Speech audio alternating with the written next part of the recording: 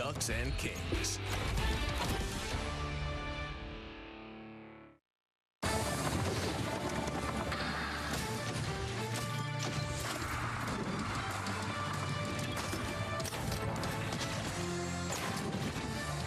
What a beautiful night here for baseball in Southern California. That's Tim Salmon's backyard, in case you're wondering. Welcome to Angels Live, presented by Nissan. Angels are back at it, and the fans hope the Angels can get in the win column in Game 2 of a 3-game series with the New York Mets. Here's on tap for the next 30 minutes on a gigantic show coming at you from inside the Big A. A historic moment taking place here tonight. Hasn't been done since 1992. We'll tell you what that is in a moment. Keys for an Angels starter, Jose Soriano, to get back in the win column. And also we got a 13-year-old trailblazer that will join us in just a few moments. That and much more happens right here, right now on a show we like to call Angels Live. Welcome, everyone. I'm straining a little bit, but it's okay. You're a hockey player. You can do it. I'll fight through it. I'll fight through it. Tim Salmon, Mark Kubaza joining myself. So glad to be with you here. Angels trying to get themselves, trying to get the ship going in the right direction. Mark Kubaza, it was a little flat offensively for the Angels last night. Yeah, I mean, especially when you face the pitcher. You just faced this recently at the Big A in Paul Blackburn. But you know what? He made some adjustments. And as hitters, you try to do the same thing. But give him credit for that. They had enough offense. Pete Alonso's home run was a big key for the Mets yesterday. They're swinging the bats exceptionally well. Nimmo came into this series hitting the ball extremely hard, and he did again, even against a tough all-star pitcher in Tyler Anderson last night. But need more consistently, Tim, from the offense. If you do that, score some runs early with Soriano on the mound, you feel good about your chance of winning tonight. Yeah, for sure. I mean, last night didn't go well for the Angels. Anytime you're facing a guy for the second time, you always wonder who has the advantage. Right. And he made the necessary adjustments, and also he's motivated, pitching for the first time for his new team. So I think it went the way that it was supposed to go for him. He earned it. He made all the pitches. Angels just couldn't make adjustments. Yeah, 1 run on 6 hits for the Halos last night, losing Game 1 of a 3-game weekend series. As we mentioned, we're going to kick things off tonight with the Angels lineup, and for a good reason. Last night, Logan O'Hoppe moved up to the 3 spot, but now Ron Washington has changed things up when it comes to 1, 2, and 3 in the Angels lineup. Something happening tonight that hasn't been done since September 30th of 1992, and that is 3 players 24 years or younger.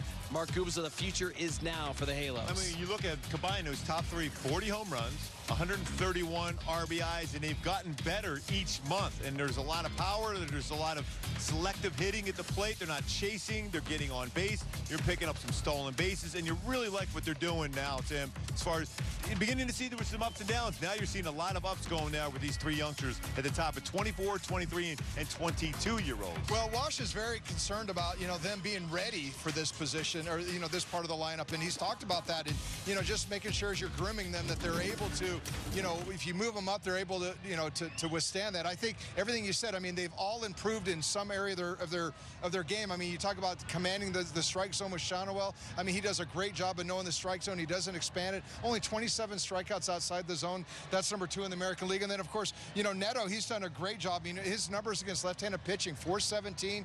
You got a lefty on the mound tonight. That's number 2 in the American League, or number 2 in all of baseball. And then, of course, O'Hoppe. I mean, we've been talking ad nauseum about O'Hoppe. I mean, his maturity at the plate, he's going to be that heart-of-the-order guy. Hey, there's no time than now to give them a look.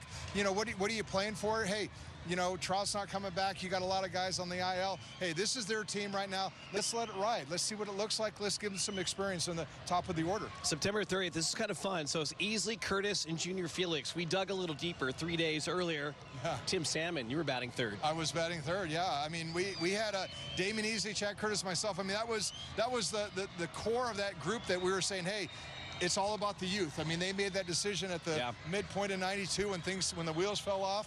And they said, we're going young, and for the next few years, it really was about, building an establishment for this organization going forward that ultimately led to the 0-2 championship. I still can't believe that was against Kansas City. I didn't yes, it was. Yes, and I wasn't in one of those 3 games, which I always somehow pits against the Angels. So, there's too many young players in that lineup. I said, I'll wait till later. Goodness gracious. Let's talk about these 3 in particular we're talking about here tonight in the lineup. And Tim is kind of on the job training, as you mentioned, but they have earned this opportunity. They continue to get better, and you went even inside the numbers on some of these guys. I did. Well, and like I said, Shonowell, I mean, he proves that he has a tremendous eye for, we're talking less than 500 at-bats at this point in his professional career. He's doing a fantastic job. He's showing that he can handle that leadoff spot. And and he's really been in the position that year most of the year. But Zach Netto, and, he's been at the bottom half of the order, but, hey, it's about time to bring him down and let him, show off his skills a little bit. I always feel that, at the top of the, when you're down at the bottom half of the order, it's a lot different than hitting at the top half. And so let's see what kind of energy he can bring. And, of course, Ohapi, he's going to be a cleanup guy. He's going to be that RBI guy, give you those great at-bats.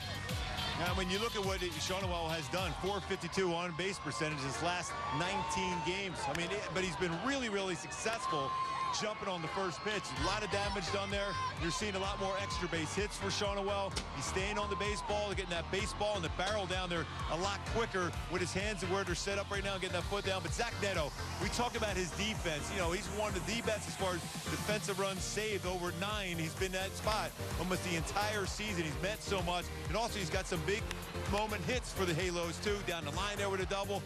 He's looking for potentially a 20-20-20 guy. Logan Ohapi, we talked about him. We were just talking about him again. Throwing out 24 base stealers behind the plate. But those home runs he's hit, majestic home runs to left. He's hit a home run now to the right field in this homestand, and the dead center field going 454 feet. That's the kind of power he has. One little thing about Ohapi, too, that I want to... He's got 9 home runs against the off-speed pitch. And I know going into this season, the curveball and the off-speed were the pitches that were, where's he at on that? We knew he could hit the fastball. 9 home runs on off-speed pitches, only seven on the fastball. So he's actually got better numbers against the off-speed pitch, which shows his maturity. Well, these guys have all earned their opportunity, and like we all talked about, we see them growing before our very eyes, and certainly turning into Major League Baseball players and Major League stars for this team. Future star who's been pitching like a star this year, Jose Soriano.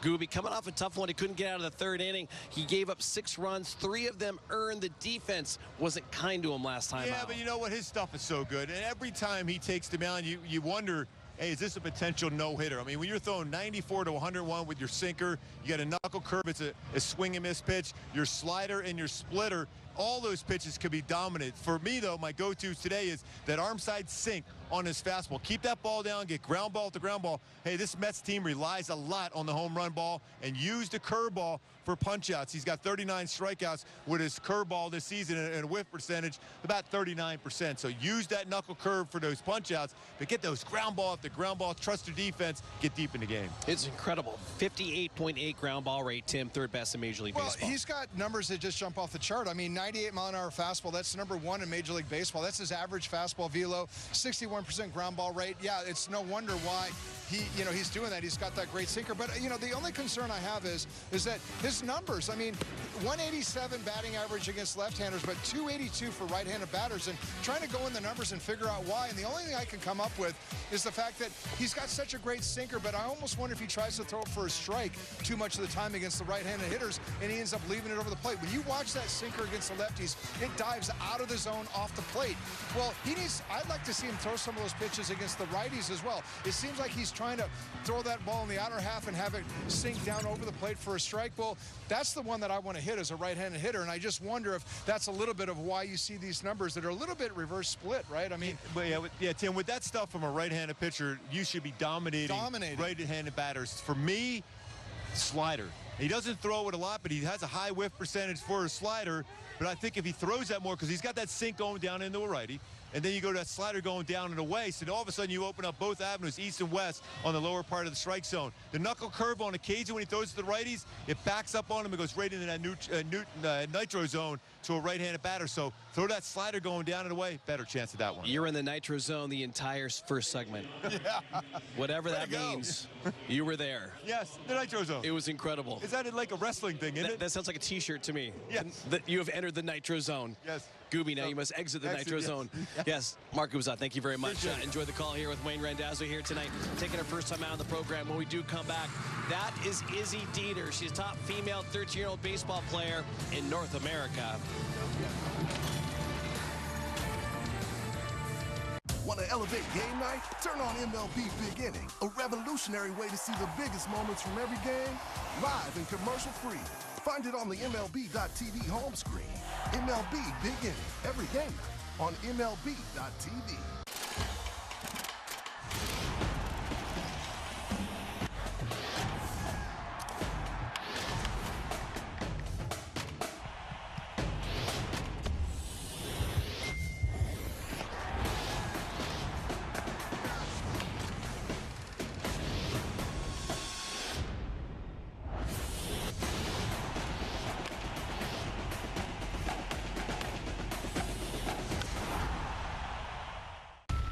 Alonso, franchise cornerstone, homegrown Met. That's the guy you want to build your team around. You know, Pete has turned into such an intelligent hitter. If you hit it, it goes, that's for sure. Oh, man, Pete got a hold of one. There's not many guys who can do what he does from an offensive standpoint. It's out of here, and the Mets win it!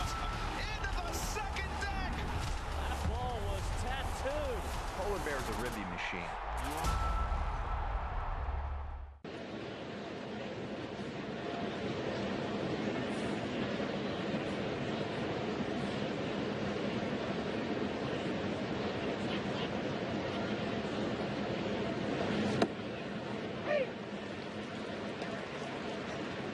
Live on Bally Sports is brought to you by Nissan. Buckle up for an epic test drive for the Nissan Thrill of Summer Sales event.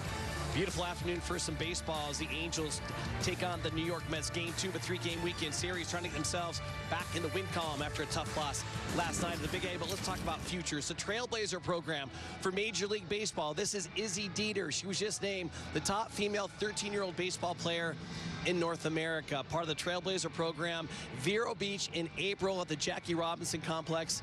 Izzy, welcome to the program. Thank you for having me. Good to have you. Please tell people who aren't familiar that what is the Trailblazer program all about? Well, the Trailblazer program is ran by MLB, which MLB develops is for younger kids, prospects for MLB, the future of MLB. And it's pretty much a weekend in Vero Beach, Florida, 96 girls under 14 years old. And you get put onto teams, and we're all playing just to get recognized and just do your best out there. And I just happened to be the MVP. Oh, just happened to be MVP. I think it was the red eye black. Yeah. Or whatever it's called. Yeah. Okay, so that's pretty impressive. I mean, I coached Little League, and yeah, when my boys were younger, and we had teams that the best player was girls sometimes. I really? mean, are you the best player on your Little League team? Do you play on a Little League team? We did play Little League last year, but I was one of the best players. One of the best. Yeah. What's your favorite position? I play shortstop, second base, and pitcher. My favorite position's probably shortstop or pitcher. Well, good for you. Okay, so if you were to give us a scouting report on your game, how would it go? What's the best part of your game? Well, probably my pitching. You can never really go wrong with my pitching. I feel like I'm more confident on the mound than I am hitting or in the field. Just something about it. Like, me and my dad set up goals before the game. My goal is to throw the ball through the catcher's mitt and just to stay ahead and try to limit my walks. So I just try to achieve those goals every time I'm on the bump. You got a breaking pitch? Curveball. Change-up's all right some days, but curveball's Spoken like pretty a pro. Good. Yeah, oh my gosh, so why the passion? Where did the passion for baseball come from? Why aren't you playing softball or something else? Well, I don't know. It's just like it was one of my first interests. I mean, I grew up watching my brother play, and yeah, I just used to play wiffle ball a lot. But I saw my brother play, and I really wanted to try. So I tried softball first, but something about it was off. I guess I just wanted to try throwing it overhand. Yeah. That was honestly all I really wanted to do. And then I just tried baseball, and I just kept going. So you're 13. Yeah. Are you in 8th grade? Is that 7th? I'm going into 8th grade. Going in 8th grade. Okay. So let's talk about this. What does this look like the next couple of years? I mean, are you be playing? You can still play hardball. Yeah. For the next year or so. But once you get in high school, what's your game plan at that point? So we're going to our 14U year now, and this is the kind of transition. The guys get kind of bigger, right? And yeah. I'm gonna have to catch up. I'm just gonna have to keep my worth ethic and just keep trying to push. But I'm just trying to play as far as I can. Try to play in high school, maybe even try to play in college, and potentially be the first Major League Baseball player, female Major League Baseball player, one of, if not the first one. I love it. I love it. Now, you don't just play baseball, though. I mean, you play hoops with the boys. Yeah. You put up 38, I heard. You're the quarterback for the boys' flag football team. Yeah. So what do the boys say about all this? So I've been friends with the boys for 6-7 years now. Same group of guys that we play baseball with. Same team for Little League and travel ball. But, yeah, I've just been throwing football for about 3 to 4 years now with the same group of guys, and same thing with basketball. I mean, they all know I can hang, so yeah. That's awesome. You can hang. All right, How many boys do you embarrass? That's the bigger question. You must embarrass a lot of boys. Yeah, sometimes. Just with your play. That's amazing. You're throwing the first pitch tonight. Carson Fulmer, you met him? Yeah. So, and Ron Washington told you not to skip it. Yeah, I'm going to try to just throw it through the catcher just like I do. Yep. There you go. What are, so the coaches, you had some incredible coaches at the Trailblazer program. Yeah. What are the messages that they're telling all the girls as you guys embark on this journey to become, like you said, the first female player in the major leagues? Well, Veronica Alvarez, she's the head coach of the USA Women's National Team, and she was my coach during the two-day weekend for our gray team. Yeah. And she just really taught me a lot. She was like, just keep your dreams big, dream big, and try to go as far as you can, and you just have to be obsessed with the sport. Like, I became so interested with the sport. It's all I could think about, it's all I could really do in my free time, and that's just kind of what she told us to do. You just got to want it. You got to want it more and more every day and become the best version of yourself. I love it. I'm going to go home and tell my 7-year-old daughter. One thing. Who's her favorite? Hold on. Who's your favorite player on the MLB show? Well, last time I played on my team where you could play with different players from different eras, Tim Salmon was my 3-hitter. That happened. That was not set up. I mean, that is not set up, and that is amazing. Yeah. I mean, there's somebody in this generation that remembers me. That's amazing. Unbelievable. Hey, Izzy, thank you. I'm going to tell my daughter I met you. Thank you so much for having me out here. Cannot wait. I'm so stoked. Izzy Deer coming to a ballpark near you, taking a time out here in the program. When we do come back, we're going to hear from the skipper, Ron Washington, talking to Carlin Bay about the boys, the young guys, getting through the dog days of summer at the Big A.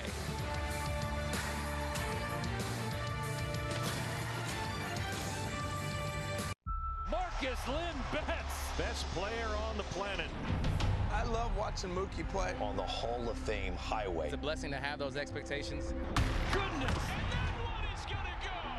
Mookie Betts, what a monster. Got some more unfinished business to take care of. Are you kidding me? I try and do the best that I can in anything that I can't control. Nothing on a baseball field that Mookie Betts does not excel at. The power of baseball goes beyond the field. It starts with kindness, reaching out a helping hand. Even the smallest gestures mean the world to a lot of people.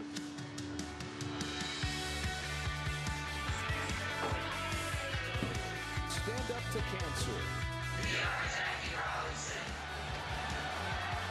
Together. Together. Together. Together.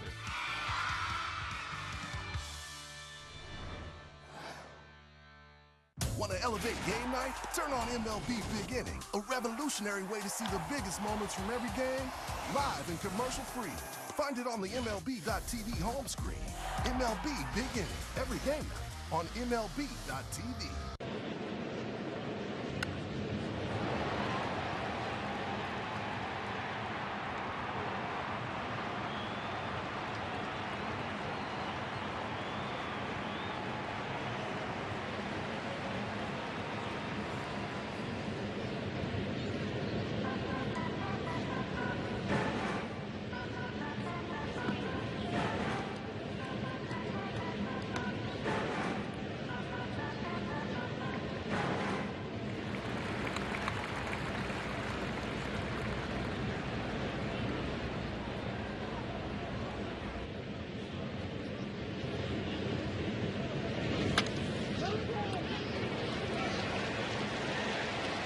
Sports is brought to you by Nissan. Buckle up for an epic test drive of the Nissan Thrill of Summer sales event.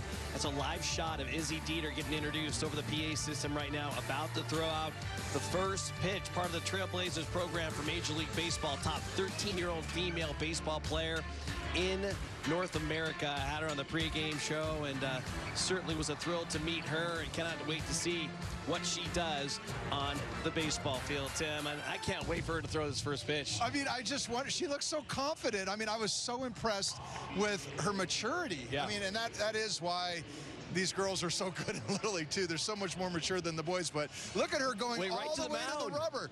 Oh, my goodness, she's going all the way to the back. All 60 right, feet, 6 inches here right here. Here we go. I don't know, is she playing ball at that distance? Oh, wow. My goodness, that was some heat on that heater. My goodness, That was I am impressive. super impressed. I don't think she's playing at 60 feet. I don't know. No, that had some heat on it. Ron Washington said, don't skip it. Throw it through the glove. Wow. Carson Fulmer said, I'll be ready for you. I don't know if he was ready for that. That was impressive. I got it. I mean, everything about today interviewing her has been super impressive, and that really just topped it off right that was so much fun to watch. My goodness. All right, let's focus on today's game now. Ron Washington moments ago talked with Carlin Baith and focused on the young guys getting through the dog days of summer. Just keep growing. Nothing changed. I want them to get better every month. Now we're in August. We had a couple opportunities to put some games away so far, and they got away from us. So we just got to show up each and every day and just try to get better, and we'll see where it goes from there. But from the beginning of February till right now, there's quite a bit of improvement in a lot of them. What are your expectations for Jose Soriano on the mound tonight? Maybe one of his biggest strengths that he could take in and bring against the Mets. Keep us in the game, and my offense supply them with some support. Those are the two things. Keep us in the game and score some runs. Tim, is a long season, 162 games, especially as a young player. You got to learn how to pace yourself and get through. Is that correct? Well, for sure. That's the biggest learning experience. I mean, you're playing at the highest level, and you're learning how to play every single day against the best talent in the world. And, you know, like Ron says, I mean, they're making strides one step at a time. You know, that's what you're looking for, is that continuous, consistent growth. And these guys are doing a great job under Wash's leadership. Now, Luis Rengifo, one of the best hitters on the Angels this season, recently placed, or as of today, placed on the IL with a wrist injury. He injured it on Wednesday, had Thursday off, re-injured it on Friday. Unfortunately, he goes on the IL. Charles LeBlanc brought up from AAA. But that's a big blow for this Angels team, considering how well he has played. Well, it's a big blow for him. He's had a great season to this point. I know that, you know, he wants to play. Wash talks about how he wants to be in the lineup. He didn't want to go on the IL, you know, a few days ago. He wants to power through it. But at the end of the day, you're dealing with a wrist injury. And like I said the other night, your hands and your wrists, these are the hardest things to come back from during the middle of the season. I mean, if you have any kind of lingering issues at all, it's going to continue to be there because just the workload it takes to prepare to get ready to play every day. So it's, you know, I don't know if this is something that might take a couple weeks, and at that point you start looking at September and going, is it worth it to come back? And if there's anything you need to do to get them ready for next season, maybe you take care of it. All right, let's take a little time out here in the program. When we do come back, we're going to put the spotlight on the New York Mets. They've turned their season around 2 months ago.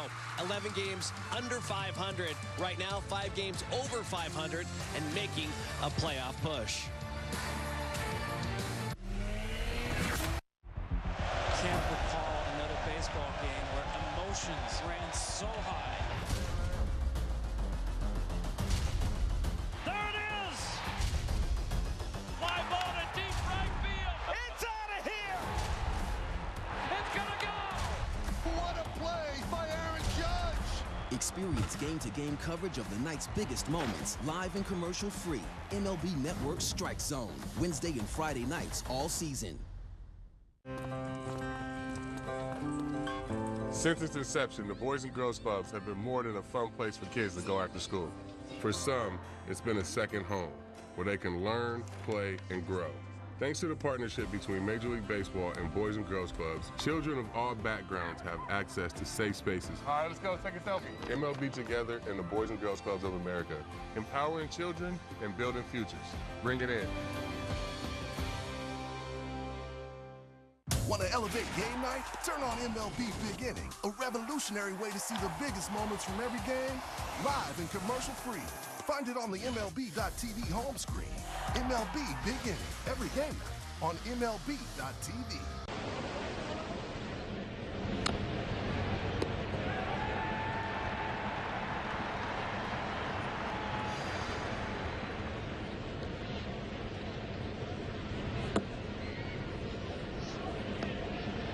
Free McDonald's fries, get free medium fries tomorrow with any $2 purchase only on the app at participating McDonald's. I love this shot. Pour all the fries onto a table, share with your friends, put about 5 in your mouth, and then give one to the camera guy. That's exactly what you have to do. As we call it, the sweet taste of victory. As the Angels looking for some victory here this afternoon, Zach Netto and the boys trying to get themselves in the win column against a New York Mets team, Tim Salmon, that has turned their season around. 2 months ago today, 11 games under 500. Right now, they're 5 games over .500, and it's because of the bats. They've been swinging some good bats as of late. They've been swinging good bats. They've been pitching. They've been swinging. Yeah. I mean, this is a team that preseason they thought they were going to go, some really significant places. Right. Didn't start off well. They're making a late season push, so we'll see what happens. David Peterson on the hill for the Mets, and he's coming off his first loss in 10 starts. It's amazing. The Angels actually faced him last year, 7 innings, 3 hits and a run, but this year his reverse splits are kind of funny. Lefties hit 275, righters are hitting 255, 6'6" lefty, top of the zone fastball, good off speed, great extension on his ball, but pretty much those fastball, slider change to the righties and sinker slidey to the lefties. Yeah, we talked about the hot bats, and that's certainly the pitching and the bats. Well, Pete Alonso last night had himself a night, hit a 2-run shot. He's got 3 homers, 6 RBIs in his last 5. And Tim, he had just 3 homers in his prior 25 combined. Yeah, he's had a kind of a tough go this year. I mean, a lot of pressure's been put on him to get this offense going. They're finally starting to come around and click. But here's the thing.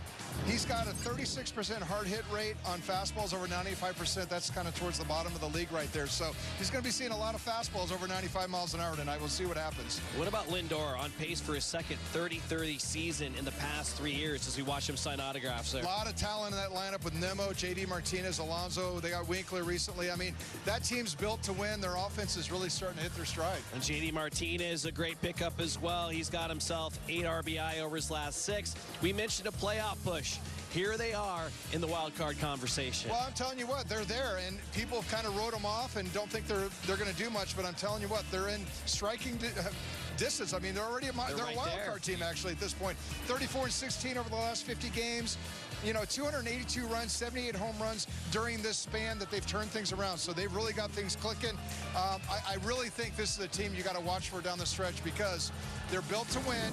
And just because of what they did in the early part of the year, I think they're going to come on strong in the second half. A lot of veterans on that team. We'll see what they have here tonight as the Angels play the Mets. Game 2 of a 3-game weekend series. Wayne and Gooby with the call on the other side.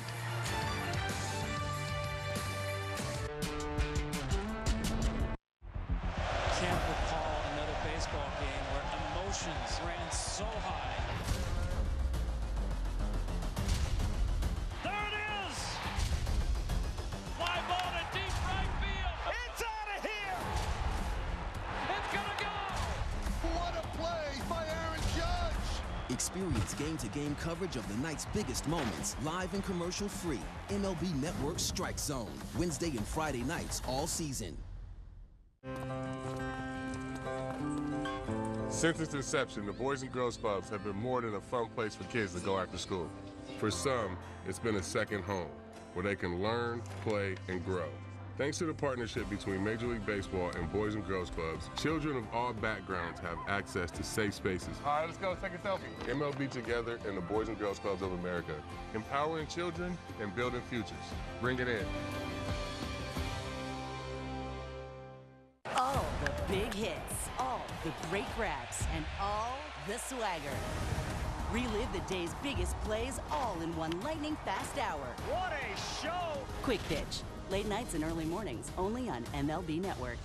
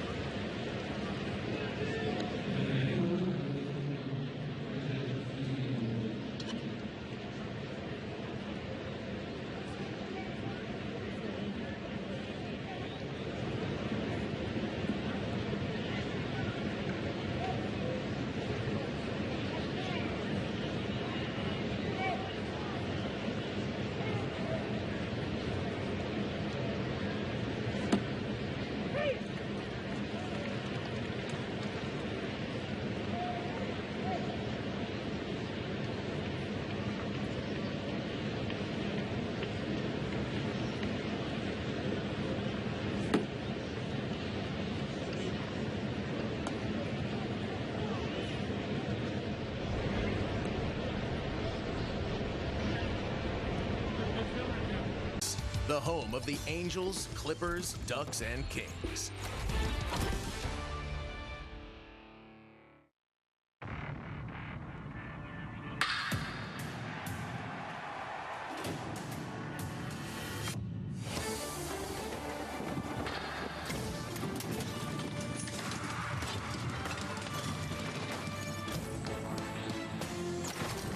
Beautiful night for baseball in Southern California. Tonight's game brought to you by Alexis. It's game 2 of a 3-game series at Angel Stadium. The Los Angeles Angels against the New York Mets.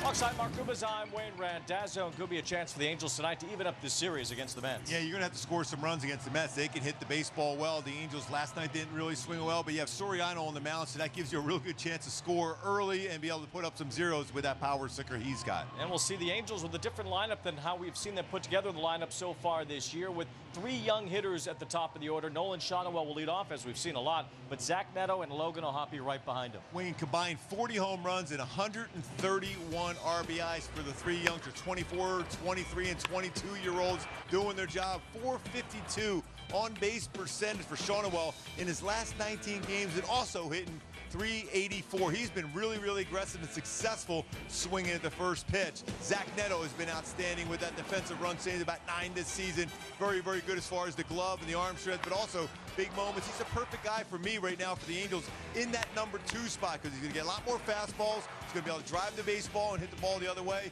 And the heart and soul of this group here of the youngsters, Logan O'Hoppe has thrown out 24 base stealers this season. He's got 16 home runs and big moment home runs going to right field, center field, majestic shots. He's got a 467, a 454-foot home run so far this season. And we take a look at what these young hitters have been accomplishing of late. O'Hoppe's run goes back several weeks, but it's the first time since 1992 the Angels lineup has featured 3 hitters this young at the top of the order. And they're confident, Wayne. They're gotten better each month going on as the season has progressed. And Ron Washington's pushed the envelope. They were in the bottom part of the order except for Shotwell. Now they've moved up there to big spots there. You need as many at-bats as possible for them to be successful, and the club too. And as you said, they're trying to back a young pitcher tonight with Jose Soriano getting the start. I just love his fastball. 94 to 101 miles an hour, that sink action. Last time out there, some things didn't go his direction, but expecting to have that knuckle curve working here today. I think he's going to have to use his slider a little bit more so against this right-handed power in the lineup for the New York Mets. But to get ground ball after ground ball, he's going to be right around just under 60% ground ball rate. This utilize that defense in the infield to be successful against this very deep, powerful Mets lineup. And we'll see if the Angels can out-hit the Mets here tonight at the Big A. It's game 2 on a steamy Saturday night at the Big A.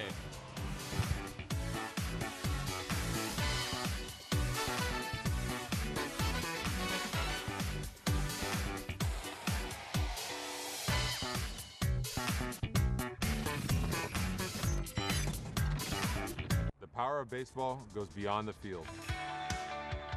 It starts with kindness, reaching out a helping hand. Even the smallest gestures mean the world to a lot of people.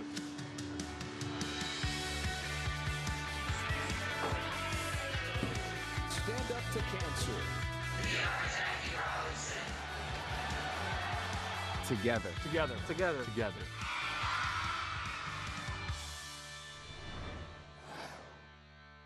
All the big hits, all the great grabs, and all the swagger. Relive the day's biggest plays all in one lightning-fast hour. What a show! Quick Pitch. Late nights and early mornings, only on MLB Network. Marcus Lynn Betts, best player on the planet. I love watching Mookie play on the Hall of Fame highway. It's a blessing to have those expectations. Goodness! And that one is gonna go! Mookie Betts, what a monster! Got some more unfinished business to take care of. Are you kidding me? I try and do the best that I can in anything that I can control. Nothing on a baseball field that Mookie Betts does not excel at.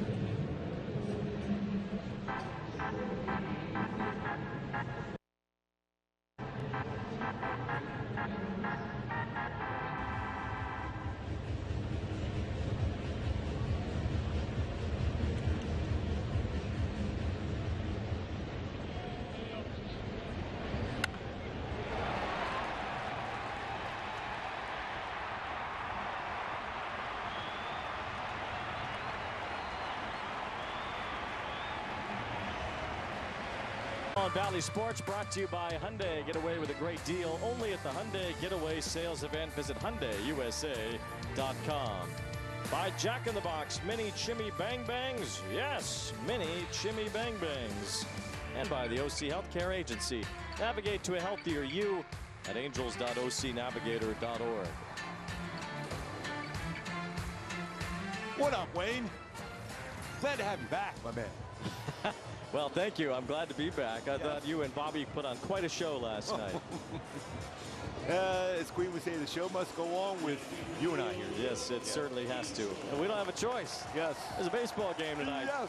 And the Angels are playing the Mets here in the second of this three-game series. A little bit of a hot one here at Angel Stadium tonight as Jose Soriano takes the mound. Yeah, especially speaking of hot, he can run that fastball so firm, touching 101, mostly settles up there around 98, 99 miles an hour on that sinker, 6 and 7 mark. My go-tos for Soriano to have a big game against a very deep lineup is that arm side sink on his fastball. To get ground ball after ground ball and use his curveball for punch-outs. 39 strikeouts on his knuckle curve with a whiff percentage just barely under 40%.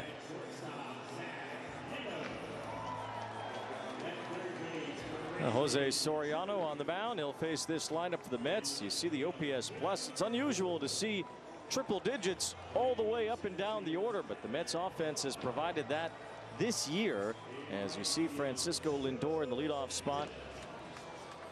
Brandon Nimmo batting second. JD Martinez, the veteran, hits third. And Pete Alonso hit a homer in the ballgame last night, hitting cleanup. Jesse Winker just acquired by the Mets. And Mark Vientos has been very strong for New York as well, as he has finally gotten some playing time at third base. And the Easton defense behind Jose Soriano. You need that defense at the shortstop position. 9 defensive runs saved this season for Zach Netto. He's also turned 65 double plays. He's going to get a lot of action with Soriano on the mound. Jory over at third base. Stefanik at second. Shonowell at first. O'Hoppe behind the plate. In the outfield, Kevin Pillar in center field, former New York Met. Taylor Ward and Joe Adell back in right field after doing a nice job in center field last night. The Angels back in the home whites tonight after wearing the City Connects yesterday, and the week-long throwback uniforms that were worn by the home team. So now back in their regular home duds here tonight against the Mets, as Francisco Lindor leads things off against Jose Soriano. Lindor, a switch hitter, and he has had an excellent year. He has really pushed himself near the top of the MVP conversation in the National League, and it has all coincided with a change in the batting order. Carlos Mendoza, the first-year manager of the Mets, moved Lindor to the leadoff spot and put Brandon Nimmo second. And it seemed to not only change Lindor's season, it changed the whole team. I mean, 22 home runs, 22 stolen bases for Lindor. And what he has done since moving to the #1 spot in the order on May 18th has been a game changer for the Mets. He's third in the National League in hits since then, and he drives this one to the gap in left center away from Pillar, who lives and makes the catch. An incredible Superman play from Kevin Pillar. You talk about a human highlight reel. What a play by Pillar. Full extensions on the dive. It is our Arco top-tier play. Can't beat this play no matter what. This is going away from a left-handed bat. And Lindor, full extension on the dive on the warning track. Superman, Kevin Pillar. Well, he doesn't have any friends down the New York side anymore after a play like that. Joe Adell approved. What an incredible play. A former Met and a spectacular catch. Superman lives right here at the Big A. Yes, he does. Wow. That was a 5-star play by Kevin Pillar, robbing Lindor of extra bases to start the ball game. And now Brandon Nimmo. Got to see what that catch probability was on that one, Wayne. I mean, that had to be very, very low. I mean, the way he got to that baseball, it's going away from you, left-handed bat, dives and catches it on the warning track. A 35% catch probability. Well, that includes a lot of factors on a play like that. And certainly for Kevin Pillar, it's an amazing catch on the dead run, diving on the warning track, full extension. Here's Nimmo tapping one toward the shortstop. Netto charges, gets rid of it, and retires Brandon Nimmo. 2 solid defensive plays already to start the game. That's the kind of thing as a starting pitcher, you gain momentum. When you have a play like that out in left center field and a dive by Pilar and a nice play like Zach Netto coming in on the baseball, it makes you feel like, you know what? I got to attack the strike zone and trust my defense.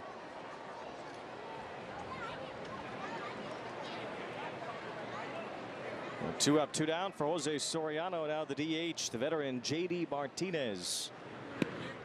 As he takes a strike from Jose Soriano. Martinez has put together a very nice career. He signed a 1-year deal with the Mets pretty late as he held out most of spring training before finally signing with New York.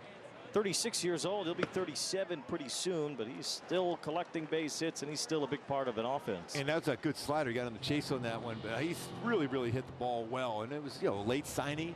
Started off a little bit slow for the Mets, but he's such a good hitter. That's the pitch that Soriano has to use against a right-handed batter, his slider. Line toward right. That's exactly what we mean about Martinez. On an 0-2 pitch, he serves one out to right, and he has the first base hit of the ball game. Talked to even about that yesterday, Wayne. He's one of the best right-handed batters I've ever seen hit the ball that well the other way. He's got a lot of power that way. That was off the end of the bat and just punched it that way, but he knew with 2 strikes it was more than likely going to be something away, so his thought process is just try to punch it, and he did so. Pretty routine for Martinez to hit the ball with authority the other way. Here's Pete Alonso, cracked a home run last night. And there's, of course, a well-traveled group of Mets fans that are here at Angel Stadium starting to make some noise. Yeah, they were cheering for him down there, Wayne. Well, when the Mets get rolling, this franchise has quite a loud fan base. As the count on Alonso, 1 ball, no strikes, now 1-1. So with the Mets playing very nicely since the beginning of June and catapulting themselves into the wild card picture in the National League and still within some striking distance of first place in the National League East. Well, the Mets fans have arrived. 2 balls, 1 strike on Alonso. Who started to heat up again. 3 home runs over the last week for Alonso, giving him 215 in his major league career, which is only about 5 years old. He's hit 10 of them against the American League this year. Tied with Aaron Judge for the most interleague home runs.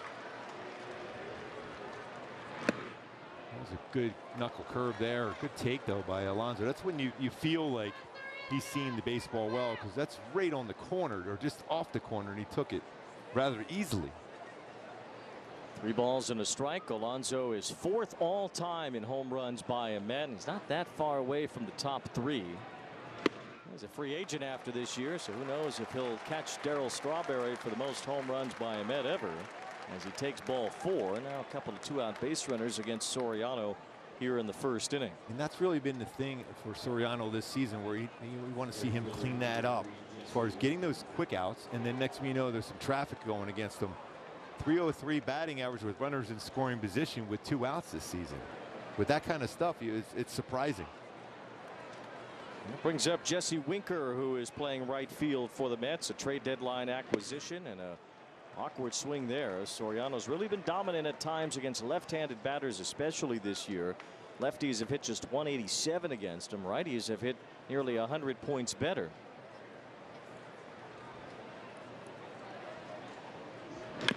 Here's a bouncing ball to the first base side foul. How do you want to see Soriano even those numbers out? I was even mentioning a little bit on the pregame show, and I think the slider is going to be very important for him against right-handed batters. The knuckle curve's a good one, but sometimes when he throws his knuckle curve to a right-handed batter, if it slips out of his hand a little bit, it goes right in that nitro zone on the inside part to a righty. He throws that hard sinker in, but then you got to have something going away, and that would be his slider. Even though he gave up a hit to J.D. Martinez on his slider, that wasn't hit real well. You just got to keep going and go that route. Still no balls and 2 strikes on Winker.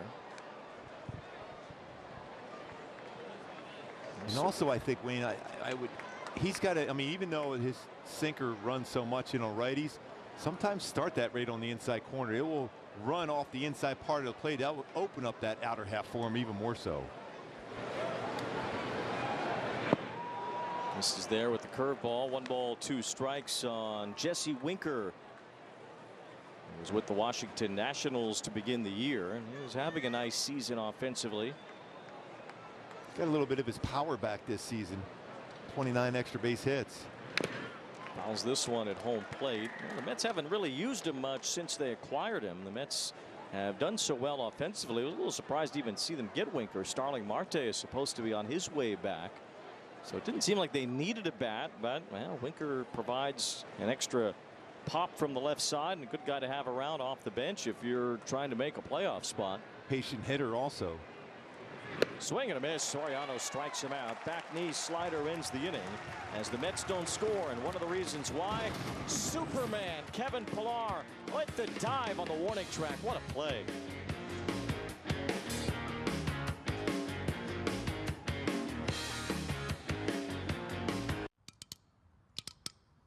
Have you heard? Soda's not a dirty word anymore.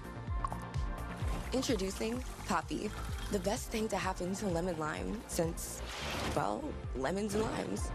It's the iconic, refreshing flavor you crave, but with 3 grams of sugar. Real lemon, real lime, real juicy flavor. The future of soda is now, and it's called Poppy. Poppy, soda's back.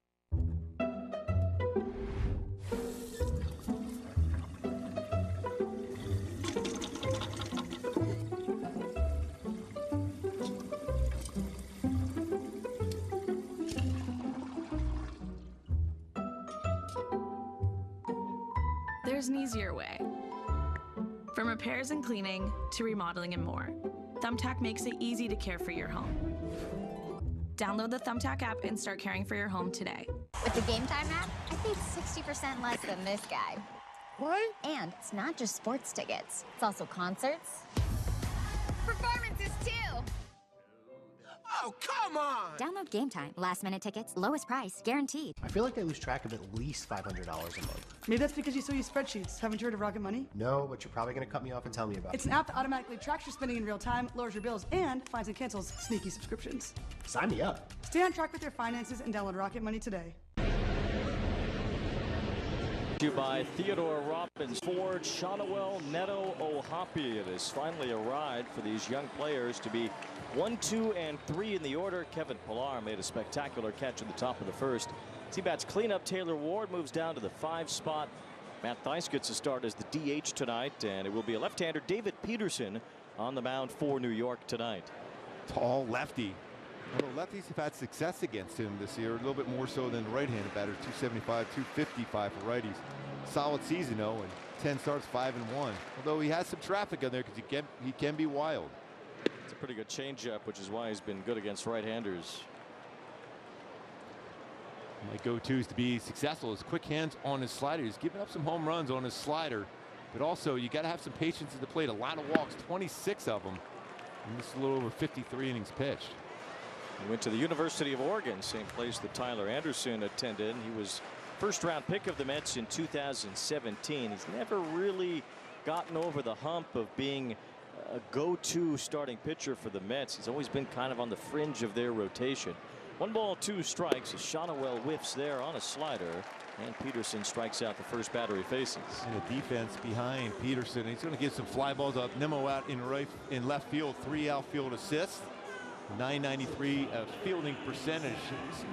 Make a lot of solid plays defensively even last night.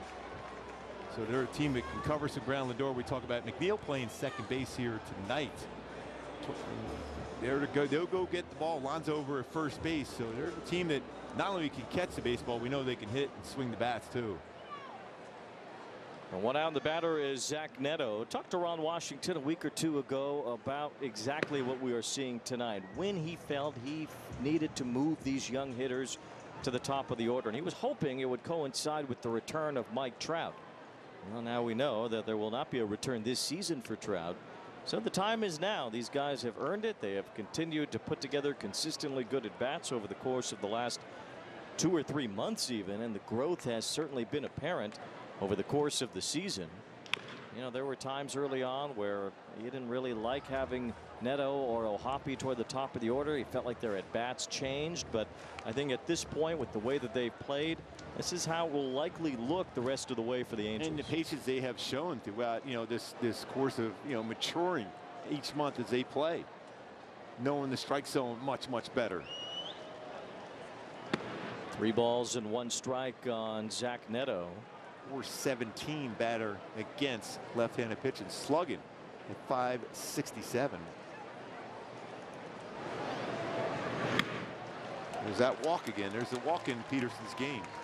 Thanks to Zach Netto, who has crushed left-handed pitching this year. Maybe he felt like he was better off.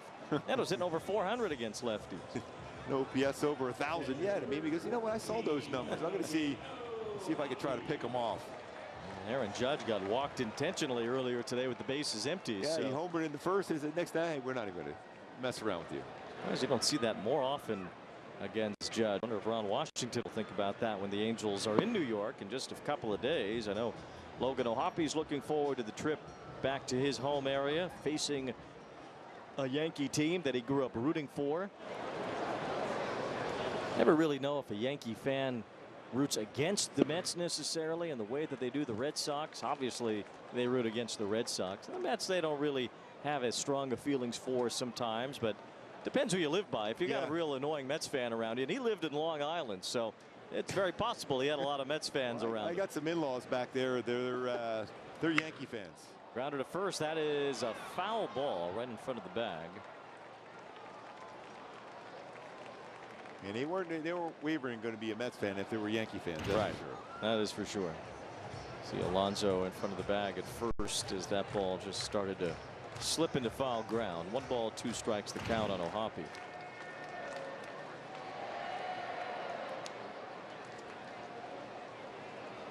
.91-95 with his fastball.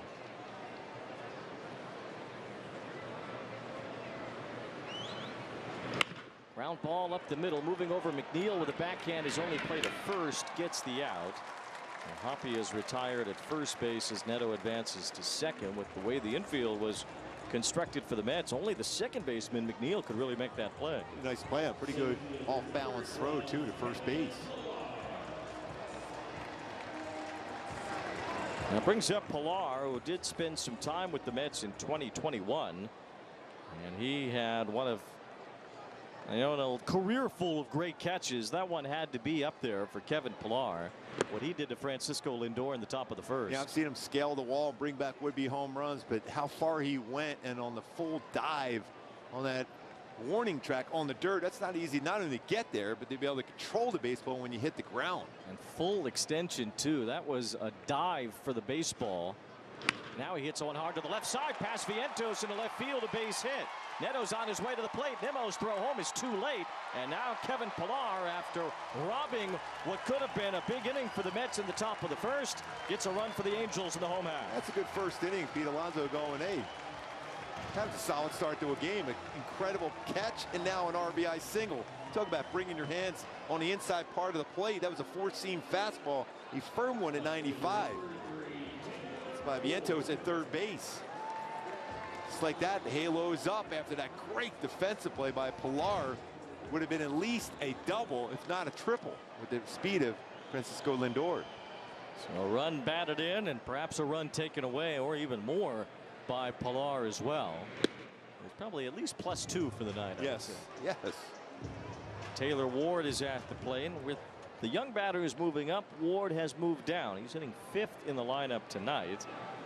And it's been a season of twists for Taylor Ward. He's had some moments where he's been red hot, some moments where he's been ice cold, and I think he'd like to find some consistency here over the last 2 months. And just try to be on time with his swing. Once in a while you'll see him get him in one of those grooves where he's just not seeing the ball as well as normal. Swings over top of that slider from Peterson, and it's 1 ball and 2 strikes on Taylor Ward.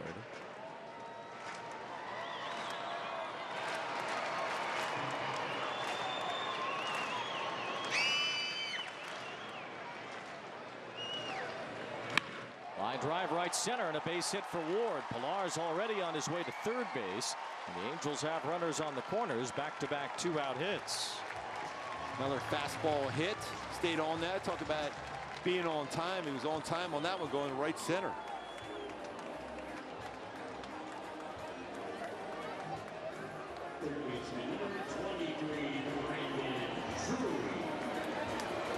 So here's Brandon Drury as Luis Torrens, the Mets catcher, goes to the mound. Lindor, as he often does, will join the catcher for a mound visit. And while they visit, we'll visit with Hyundai. Add more joy to your journey. Hurry in to the Hyundai Getaway Sales Event. Get in and get away now. It's funny, last night doing the Royals and Tigers, that Salvador Perez was playing first base, and he was calling mound visits from first base. He would go out to the mound, as he is typically behind the plate and playing a little bit more first base as he's getting older. But sometimes you'll see Lindor do that too. Oh yeah, especially when you think about Salvi Perez, he can't separate himself from being, even at first base. I'm still a catcher at heart. I know what to say to the pitching staff. It seems like Lindor is the same way. He has an idea of what he's seeing because he sees it from that position, what the hitters are trying to do against their pitchers. Brandon Drury chases a changeup that was out of sight. No balls and 1 strike. Drury playing third base tonight. And the Angels lost an infielder today. Luis Rengifo placed on the injured list. That wrist problem once again causing problems for Rengifo. Charles LeBlanc was brought up from AAA Salt Lake City, and he was added to the 40-man roster. Angels actually had a couple of spots on the 40-man roster open, so LeBlanc took one of those, and he is active today. He's right there, the Canadian-born Charles LeBlanc. So he is an option on the infield for Ron Washington. Of course, Luis Guillorme is as well, but Drury continues to get playing time. Yeah, he was out there early today with Ryan Goins, working on some drills to be ready just in case that call comes in tonight, to be able to be part of this game. Oh, it's 0-2, and that is strike 3 to Brandon Drury. As the bottom of the first comes to an end, Kevin Pillar helps the Angels get the lead. Your team's been working on this for so long. It's all right here in the Black Ops driver. It's beautiful. It's explosive. It definitely performs at a high level. The most distance that you can get. Without giving up the forgiveness. There is no trade-off. It's easy to hit.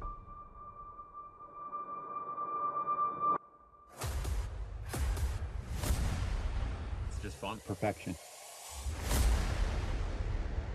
Learn more and schedule a fitting at pxg.com. Having those high interest credit cards, it felt unmanageable. My name is Belinda, and with Upstart, I was able to save money with a personal loan. From the moment that I checked my rate to getting that approval was just a few minutes. I felt relieved having the funds in my account so quickly. I was able to turn all of those, big payments into one small payment, and I was able to breathe. Easy online borrowing. Personal loans up to $50,000. Go to upstart.com. How you get healthcare matters. That's why millions of guys trust Hims. For mental health, ED, and hair loss, Hims can help. Through a free online intake at hims.com, you can hear back from a licensed provider in hours instead of waiting weeks. Plus, through the app, you can control your shipping, access curated content, and message your care team at any time. Premium care, ultimate value. Find your doctor-trusted treatment 100% online. Get started today at hims.com. Basketball fans from all over the United States have won over $1 billion. Visit UnderdogFantasy.com and sign up with promo code POSTER to claim your player special and deposit offer. Underdog Fantasy, calling all dogs. Finished my chores. Ready for with a walk and a run scored in the bottom of the first as the Angels take the lead. And for more on Netto, we'd like to bring into our broadcast tonight Carlin Bathe. Thank you so much, Wayne. Yeah, you guys have been talking about how that top 3 in the batting order there, all players 24 years of age or younger. And Zach Netto, he's young and he's finding his game this season, but he's also finding his voice. Ron Washington told the media earlier, to be honest, Zach Netto came into my office and told me he wanted that number 2 spot the next time it opens up, guys. And it opened up today, and he said he would have caught a lot of flack if he didn't put him in there, but he said he's encouraging players to come knock on his door and do it the moment you think you deserve something, not after the fact. So, guys, I'm sure And Gooby, you know this, to have a manager that's willing to have you walk into his office, that's a good relationship to have. Well, especially when you think about how many young players are on this team, and he's been around Ron Washington for a long, long time in the game of baseball, and the players are that comfortable to be able to go in there and talk with Wash. That tells you how much they respect him and how Wash respects these younger players and how they're developing. A nice play by Brandon Drury to start the second, retiring Mark Vientos. Looked like Zach was applauding Carlin after her report there. He heard, he goes, hey, is she talking about me? Here's Luis Torrens as he takes ball one. Torrens getting the start behind the plate tonight instead of Francisco Alvarez. Torrens has done a nice job for the Mets offensively, especially as the backup catcher. Alvarez had a big year last year as a rookie, has not had the same success this year offensively, has been hurt a lot.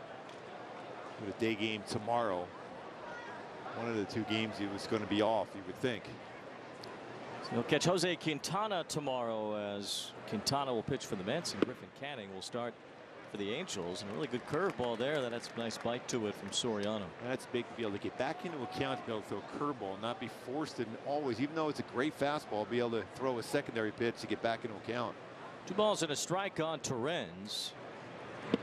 There's the sinker with the dive out of the zone at 98. Soriano can't be terribly comfortable at bat. No, with that kind of movement, especially if you're a right-handed batter. That's why it's so odd to see those numbers. Almost 100 points differential between batting average of righties and lefties. 3-2 the count now on Torrens.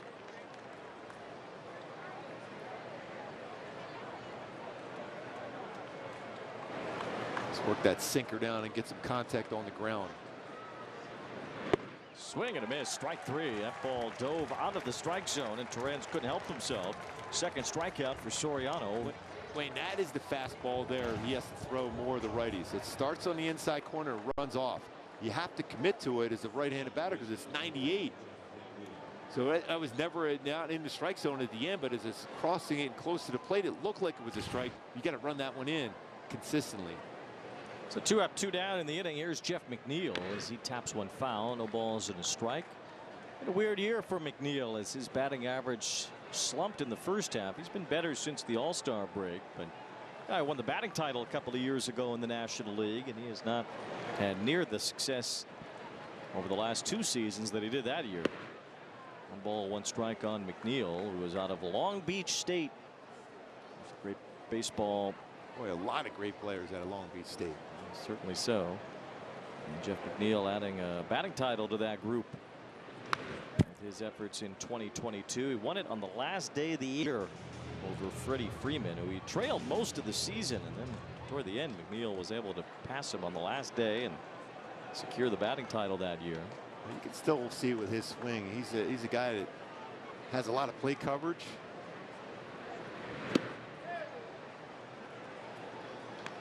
Two balls and 2 strikes. He's a 12th round draft pick out of Long Beach State by the Mets in 2013.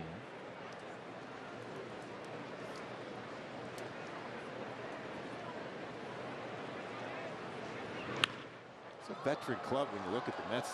I mean, there's a lot of guys, and you mentioned drafted in 2013. So these guys have been around for a while, and they're on a pretty good roll right now. And a team, a lot of people are saying it could be dangerous in the postseason. They're in right now as one of the wild card teams, and they're not even that far behind the Phillies in the division.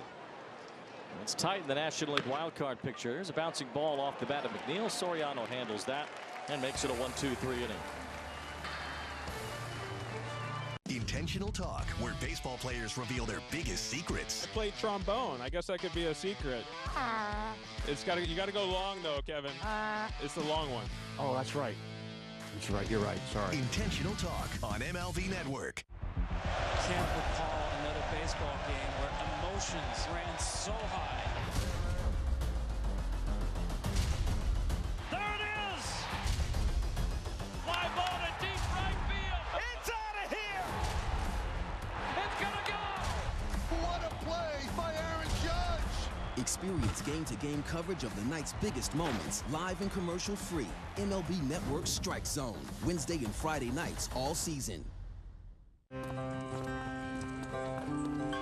Since its inception, the Boys and Girls Clubs have been more than a fun place for kids to go after school. For some, it's been a second home. where they can learn, play, and grow. Thanks to the partnership between Major League Baseball and Boys and Girls Clubs, children of all backgrounds have access to safe spaces. All right, let's go take a selfie.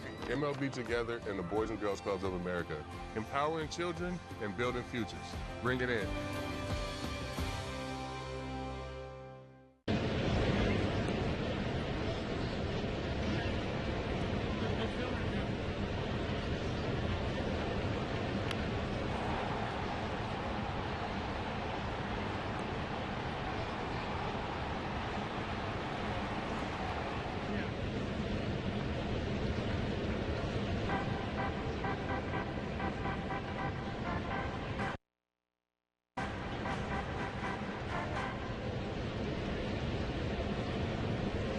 Mentioned the wild card standings in the National League. The Mets and the Padres in a virtual tie for the third spot. Arizona, Atlanta, everybody really bunched up. The Cardinals had a big come from behind win today against the Cubs.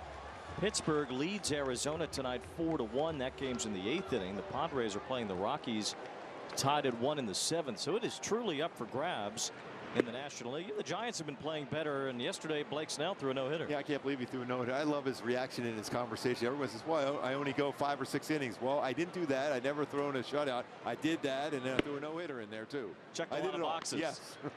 Well, you know, he probably would have had one sooner if the Rays would let their pitchers go 9 innings once in a while. Yep. Joe Adell leads off here in the bottom of the 2nd inning against David Peterson. Taps this one to the left side in the hole. It's short. Lindor has a good arm, and he throws out Adell. 1 out here in the home half of the 2nd brings up Matt Thaiss, getting the start as the designated hitter tonight, even with a left-hander on the mound. The Angels giving Mickey Moniak the night off, choosing Thaiss instead, and getting Matt back in there after his big performance the other night against Colorado. Yeah, 5 RBIs, 2 stolen bases. Lefties a little more successful than righties against Peterson. It really is unbelievable that a Angel player had never done that before, having a 5 RBI, 2 stolen base game. I mean, you think that'd be something right up Trout's alley. A guy who ran a lot, especially early in his career. 1 ball, 1 strike on Thaiss. So no Angel in the history of the franchise had ever done that until Thaiss the other day. Only the 2nd catcher in history to do it. Hall of Famer Mickey Cochran was the other for the Tigers in 1934. I think of Mickey Cochran as a Tiger. I mean, he played longer for the Philadelphia A's than he did as a Detroit Tiger. I don't know why I think that, but it's 100 years ago anyway. Just a few years ago. Just a few. Just trying to connect with you. Yes. There you go. Thank you for that one. 1 ball, 2 strikes on Thaiss. A bouncing ball hit foul wide of first. Again, you see the Mets infield here, and the shift is gone per se, but is it? It's real close to it. I know that. Vientos is playing shortstop. Lindor is where he's supposed to be, to the left of second base. It's not as dramatic as the shift was, but it's still a modified shift. And Thaiss over the pitcher's head, hits it right into that shift. Lindor, bare hand throw. Alonso holds the bag for the out. What a play by both Lindor and Alonso to get the out on Thaiss here in the 2nd. Bo Porter wants to be looked at, but it looked like Alonso kept his foot on the base. I mean, that was an unbelievable play, keeping that foot on the bag. Lindor made a nice play on that one, coming in and quickly on the off-balance throw with the bare hand. That stretch. He's got the foot on the bag. What a play by both there. A remarkable job by Alonso at first base. That's a tough one. You notice that, how you could jam your hand in there like Thaiss did, that dive. As much as you want to try to get there as quick as possible, it's still a dangerous play. Well, it's not even faster to dive in. I'm not even sure why he did. 2 outs. As there's a strike to Michael Stefanik. Just an excellent play by both Lindor and Alonso. As Alonso was able to essentially dive and hold the base to catch that short hop throw. Lindor has a real chance at the National League Gold Glove Award at shortstop this year. He lost out on it last year to Dansby Swanson. Dansby's been much better of late. He started off pretty slow defensively. Stefanik slaps one the other way and has a base hit. So a 2-out single for Michael Stefanik. All three of the Angels hits so far have been singles. Lindor won the American League Gold Glove when he was with Cleveland in 2016 and 19. You know, astoundingly, he has never been an all-star as a Met. Although when you look at some of the end of the season, he was a 30-30 guy last year, and he didn't make the all-star team. He's one of my favorite players to watch play for a long period of time. He loves the game, always has a smile on his face. Well, he is Mr. Smile after all, Francisco Lindor.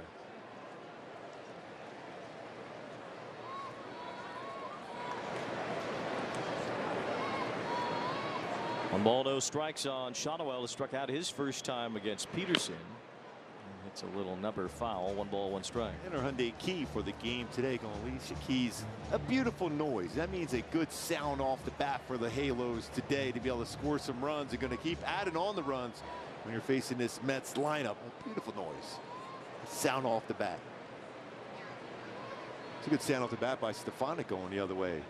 See if Shotwell can make some noise here as he hits a ground ball right at Jeff McNeil. The second baseman throws him out.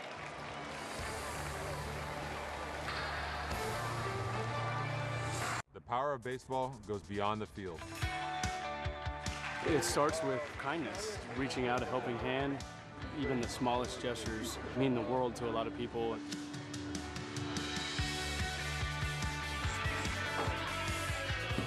Stand up to cancer.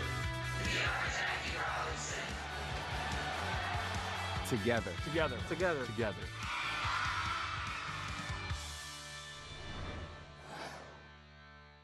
Pete Alonso, franchise cornerstone, homegrown Met. That's the guy you want to build your team around. You know, Pete has turned into such an intelligent hitter. If you hit it, it goes, that's for sure. Oh, man, Pete got a hold of one. There's not many guys who can do what he does from an offensive standpoint. It's out of here, and the Mets win it! Into the second deck! That ball was tattooed. Polar Bear's a ribby machine. Weekdays on MLB Network. Get fired up for heated baseball talk as Christopher Mad Dog Russo barks about all the big stories from around the league, along with news and commentary from Alana Rizzo. High Heat with Christopher Russo. Weekdays only on MLB Network.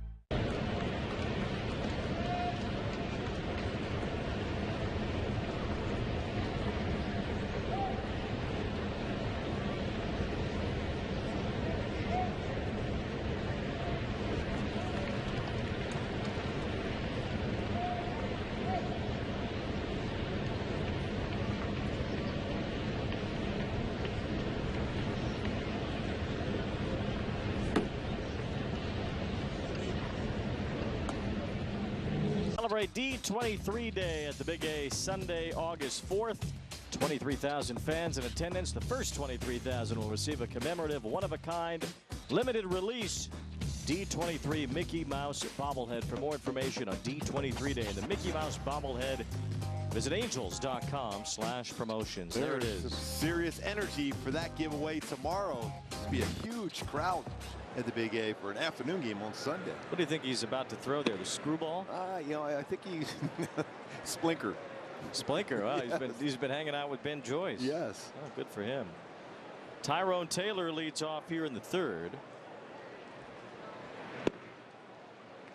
Good knuckle curve there.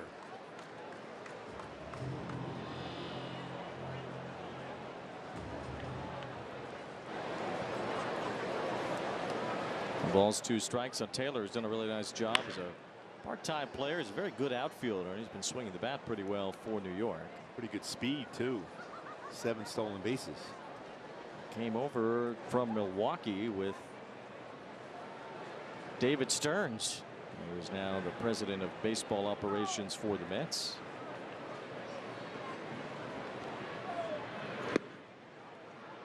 One ball, 2 strikes on Taylor.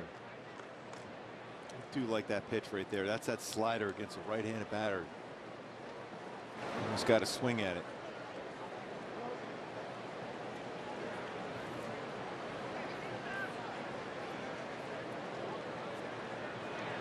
Swing and a miss, strike 3. That sinker just dives so much. Lindor coming in play. Let's take a look at our StatCast today, powered by Google Cloud. National League hits since then. Kevin Pillar in center field, sprint speed of 29.2 feet per second. That's nearly elite speed. Covering 86 feet to make that play with a dive by Kevin Pillar. Soriano go, thank you, sir.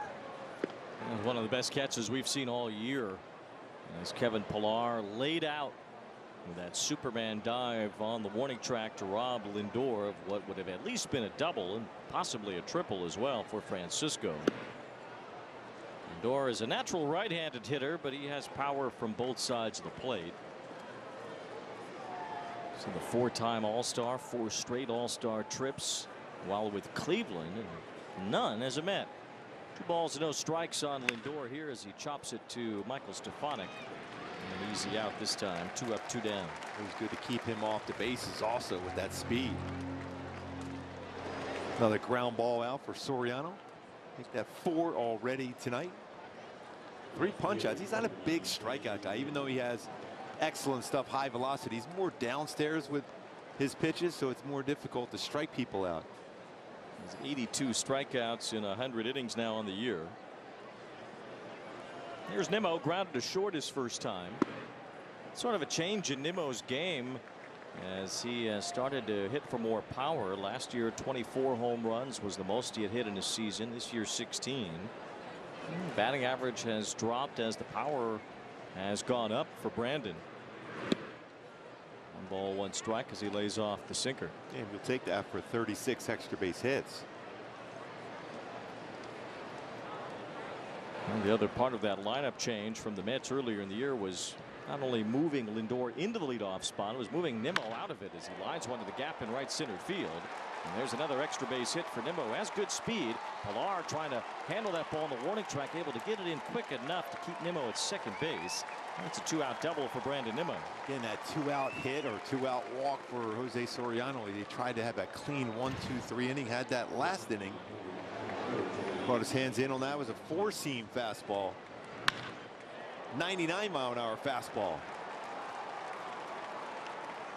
A very dangerous and productive hitter now at the plate. And JD Martinez, you got to be ready on that right side of the infield and outfield.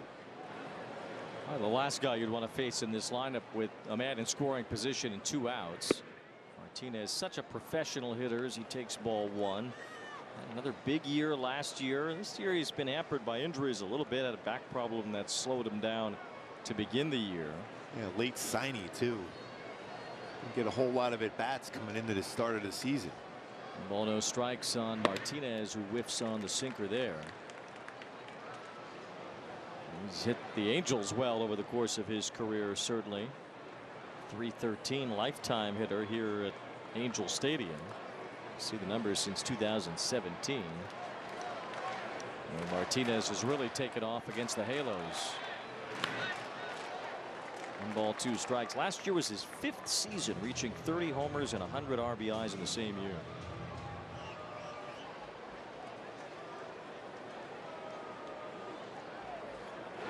Remember, started off with the Astros before going to the Tigers and taking off. Watching this, the way he swung the bat, almost like Miguel Cabrera. Same type of approach at the plate. 2 balls, 2 strikes. You know, it's amazing about Houston that they were able to survive some bumps in the road at the very beginning of their run of 7 straight ALCS appearances and 2 world championships and all that. And letting JD Martinez go when he was just about to take off was a huge blip for them. And drafting Mark Capel, number 1 overall, that didn't work out whatsoever. And they were still able to go on. This ball goes to the backstop after it hits Martinez, so he will head to first base. Washington wants to make sure of that one, to make sure he didn't get the bat.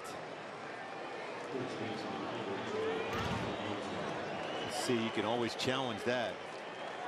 He'll almost never get challenged, and this one will not be. Now here's runners on first and second for Alonso. Nimmo got it going with a 2-out double. And Martinez hit by a pitch. Alonso walked his first time. Got to be always careful with him on the first pitch. Had a big year by his standards, but he certainly had a productive one, even if the base hits not quite there as they have been in the past. A big cut there as he fouls one off. And stats with Lowe's. Pete Alonso has been a prolific power hitter from day one. Made the big league team out of spring training in 2019. Set the rookie record for homers that year, and he's out-homered everybody since then. That's nasty. He had a good hack at that first pitch. Sinker. It's 7 home runs on the first pitch put in play, including one last night. This is where you got to have a lot of trust if you're Soriano and Logan O'Hoppe to keep this breaking ball in front if you go that route. See if you get a swing and miss, get through the inning, keep the lead. The ball's 2 strikes. And Alonso wouldn't chase that one. It's 1-2.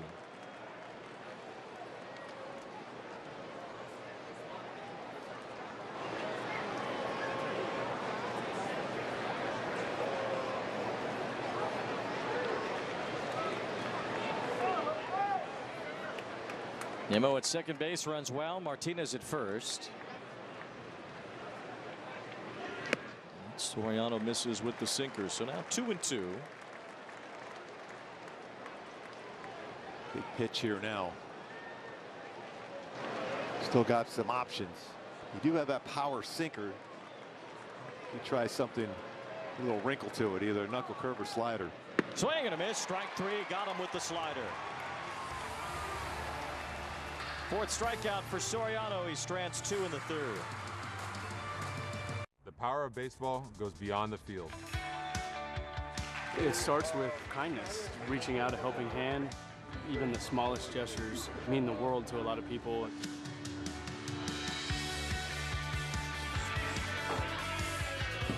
Stand up to cancer. Together. Together. Together. Together.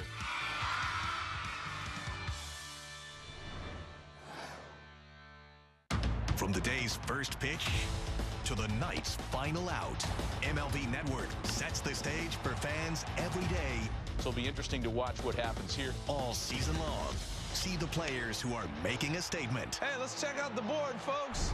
With live games every week. Inside the park we go. Cutting-edge baseball chatter. Plus highlights, analysis, and live look-ins on MLB Tonight. MLB Network. The game is the star. Intentional Talk, where baseball players reveal their biggest secrets. I played trombone. I guess that could be a secret. You gotta go long though, Kevin. It's the long one. Oh, that's right. That's right. You're right. Sorry. Intentional Talk on MLB Network.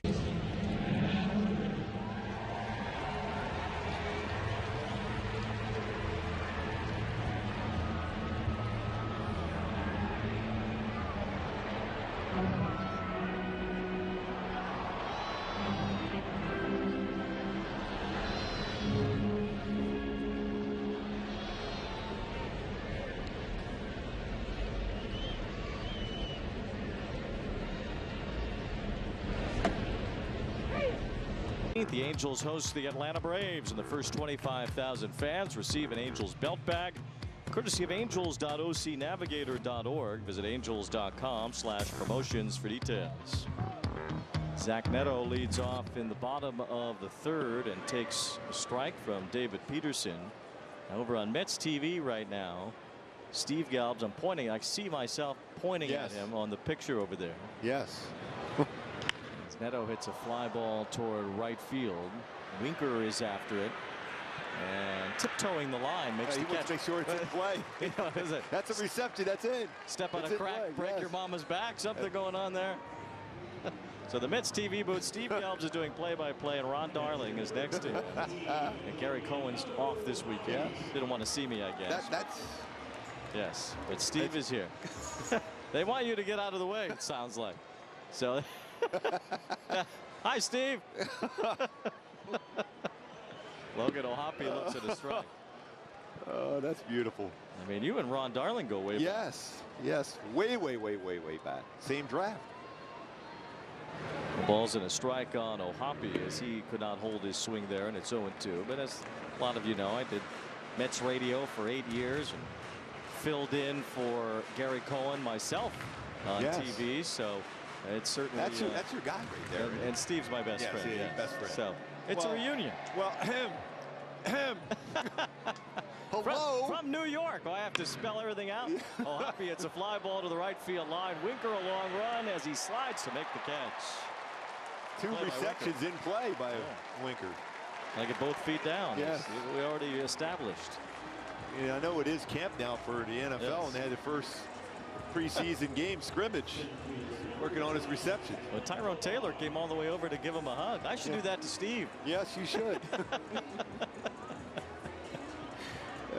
The 2 outs, and the batter is Kevin Pillar. And a base hit his first time up to drive in the first run, and so far the only run of the game is the Angels. I think I saw one of the pictures. You were asleep on the plane, the one you took a picture. Yes. Slept on the plane. I slept on the plane this morning. Yeah, you can do that well. I'm a great plane sleeper. Yes. Unlike you. No. 0 chance. Absolutely 0 chance. We could fly to Antarctica after the game tomorrow. No. You probably still wouldn't find a way to sleep in that long of a trip. One hopper right to Vientos at third base. And it's a quick inning for David Peterson. 1-2-3. All the big hits, all the great grabs, and all the swagger. Relive the day's biggest plays all in one lightning fast hour. What a show! Quick Pitch. Late nights and early mornings only on MLB Network.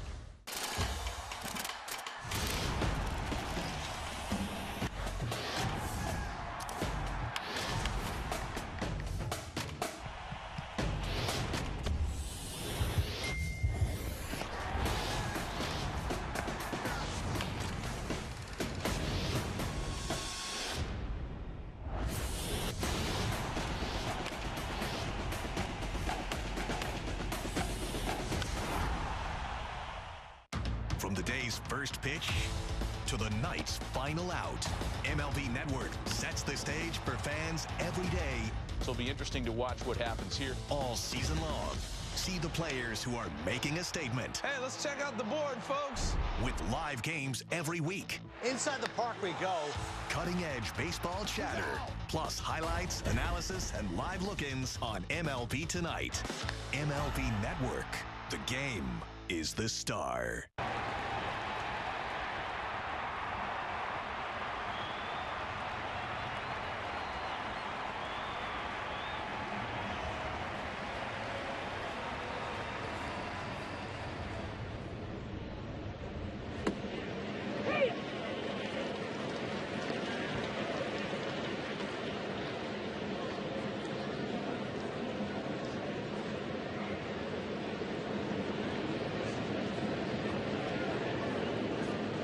Now 1-0 the Angels lead here in the 4th inning on a beautiful night here in Southern California. It's a little bit warm today. You okay? Yeah, no, it's toasty. Yes. Beautiful. You get a good little sweat. Yeah. Garrett Richards, by the way, here at the ballpark today. Oh. G. Rich. It's throwback week continuing, I guess. Yes. Garrett Richards here. Jesse Winker leads off the top of the 4th.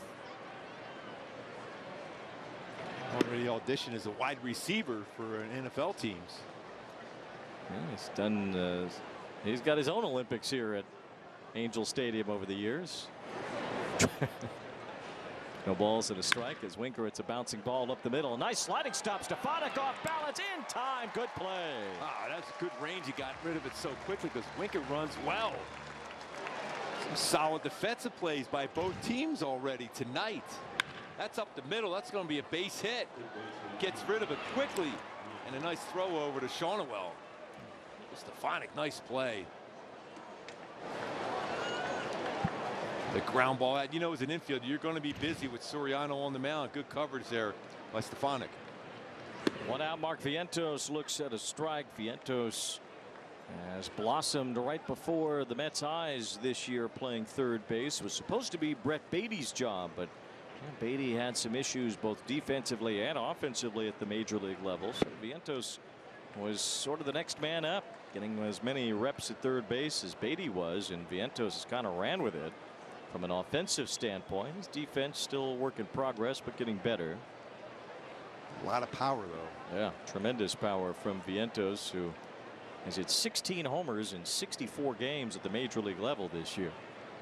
He's hit some big homers too. He's been good in clutch moments for them. And strikes out here. Soriano is starting to look nasty here tonight. Yeah, he's got his breaking balls working, both his knuckle curve and slider.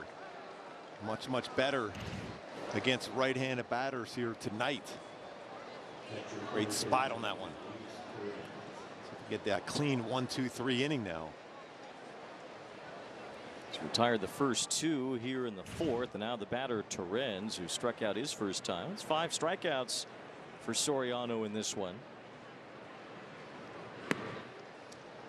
Season high in that category. He has struck out as many as 8 in a game. That was against Cleveland on May 25th. He's gotten a 6 a handful of times, but he has not had 6 strikeouts in a game in a while as Torrens shoots one foul. You have to go back to that start against the Guardians, May 25th, the last time Soriano even struck out 6 in a game.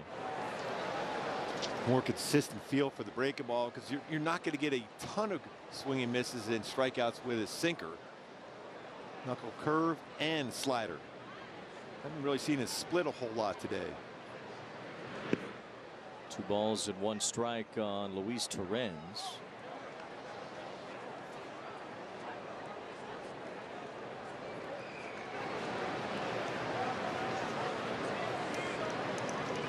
Soriano's numbers, he hasn't thrown the splitter at all. Swing and a miss with the slider there. 2 balls, 2 strikes. Got his slider working good today. Why do you think we haven't seen the splitter as much? I think because not a lot of left-handed batters in this lineup for the Mets, and the lefties have been pretty aggressive early, so he hasn't had to use that as a swing and miss pitch. So 2 balls and 2 strikes on Torrens, who made his way around the majors, including some time in Seattle, and it's 3 balls and 2 strikes. He's coming into this game with just under 47% whiff percentage with a slider. So far 3 swing and misses versus his slider. A full count here on Torrens. Swing and a miss, strike 3. 6 strikeouts, the most in a game since May 25th for Jose Soriano. Bobby Witt Jr. is an absolute superstar in the making. I've never seen anything like him. He's one of the best players in baseball. Highlight reel play, Bobby Witt Jr. That's why we call him Bobby Baseball. He is a generational talent. I want to win a World Series. I want to do it in Kansas City. This guy is the cream of the crop right now. Sensational again. It is crazy, wiry, athletic pop that's only going to get better. Intentional Talk, where baseball players reveal their biggest secrets. I played trombone. I guess that could be a secret. You got to go long though, Kevin. It's the long one. Oh, that's right. That's right. You're right. Sorry. Intentional Talk on MLB Network. Since its inception, the Boys and Girls Clubs have been more than a fun place for kids to go after school. For some, it's been a second home where they can learn, play, and grow. Thanks to the partnership between Major League Baseball and Boys and Girls Clubs, children of all backgrounds have access to safe spaces. All right, let's go take a selfie. MLB Together and the Boys and Girls Clubs of America, empowering children and building futures. Bring it in.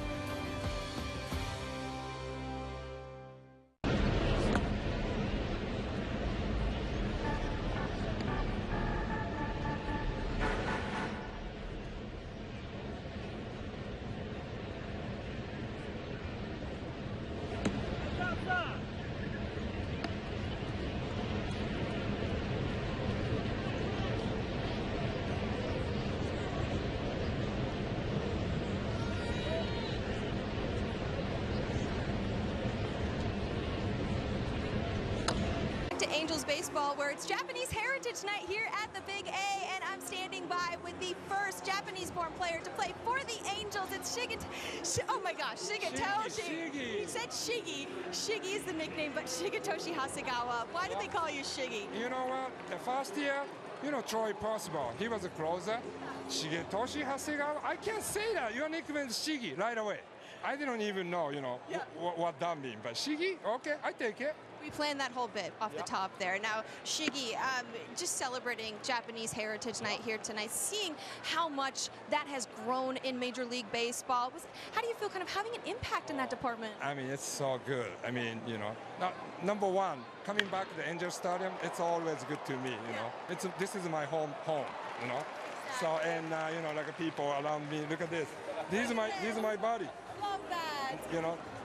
And Shiggy, we got Mark Gubazon up in the booth, right? I know you guys chatted, but he told me, you know, you made Southern California your home after being an Angel and after finishing your career. How have you seen the growth of baseball here in SoCal? Oh, I mean, you know, I played for the Seattle too. Of course, I love Seattle too, but look at this weather. You know, you can play golf all day, you know. That's you wanna, you know. I got to ask you about your golf game too, or Gooby's going to kill me. What's going on there? You know what? I'm a pro now. I mean, professional golfer. I'm serious, yeah. But yeah, I can't make money. That's why I'm doing this, you know, TV job and those kind of stuff. But anyway, I'm enjoying my life, you know. Even my career. Yeah, it's so fun, yeah. Well, Shiggy, we're enjoying you being here tonight. We hope you have a great rest of your evening. And Jose Soriano, the young pitcher on the mound tonight, former pitcher yourself, what do you think of his style? He's good. Yeah. You know, he's throwing 100. I never pitch 100, you know it. I don't hit even a 90, so. But still, you get a good location, you can get him out. He's gonna get a better control. He's gonna get a Cy Young. Love that. Keeping it real in golf, in baseball, in life. Gooby, Wayne, back upstairs to you guys. Oh, getting shiggy with it. Yeah, he is getting shiggy with it. He's the best. I'll tell you what, he used to make me laugh all the time. Well, he certainly had Carlin dancing in the box there. Drury with a chopper up the middle, Lindor able to range over and throw it low, but Alonso able to scoop that out as well. And an emphatic out call by Alex McKay, the first base umpire. And what? Alonso looks like he's a goalie up there with that mitt he has over first base. He's picked up a shortstop twice here today. Picked it.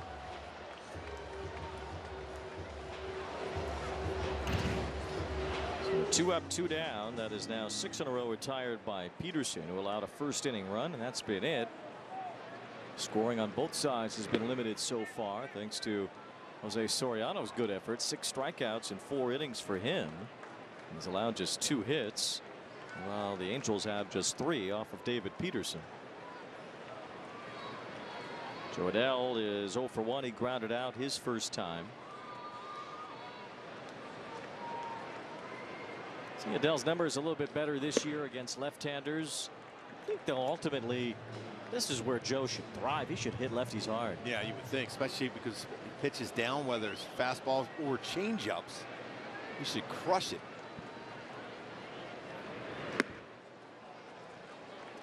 I still think right now 3-0 count.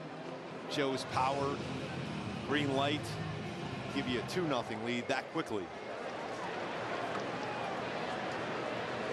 3 balls, no strikes. And Adell had a good cut there, but fouled it off.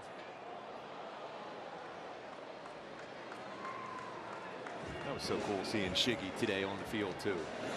Shigetoshi Asagawa in the house. Garrett Richards is here. What did throwback week even end? No. Got G-Rich in the house. Bobby V here yesterday with a cast of characters, mostly himself. Yeah. Call him Sybil. All those different personalities. 3 balls, 2 strikes on Adell.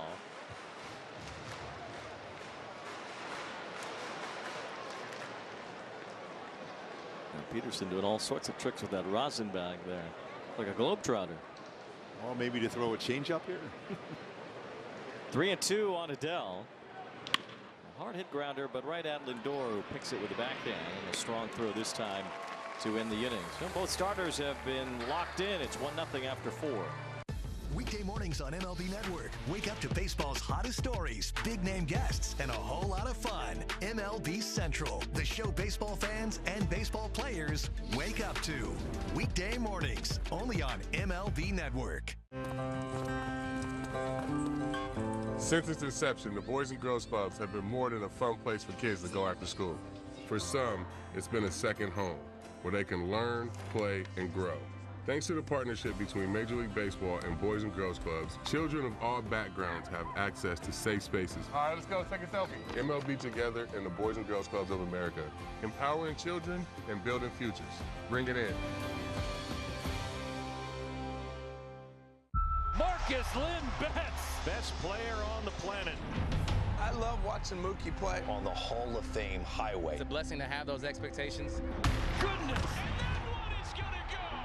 Mookie Betts, what a monster. Got some more unfinished business to take care of. Are you kidding me? I try and do the best that I can in anything that I can control. Nothing on a baseball field that Mookie Betts does not excel at.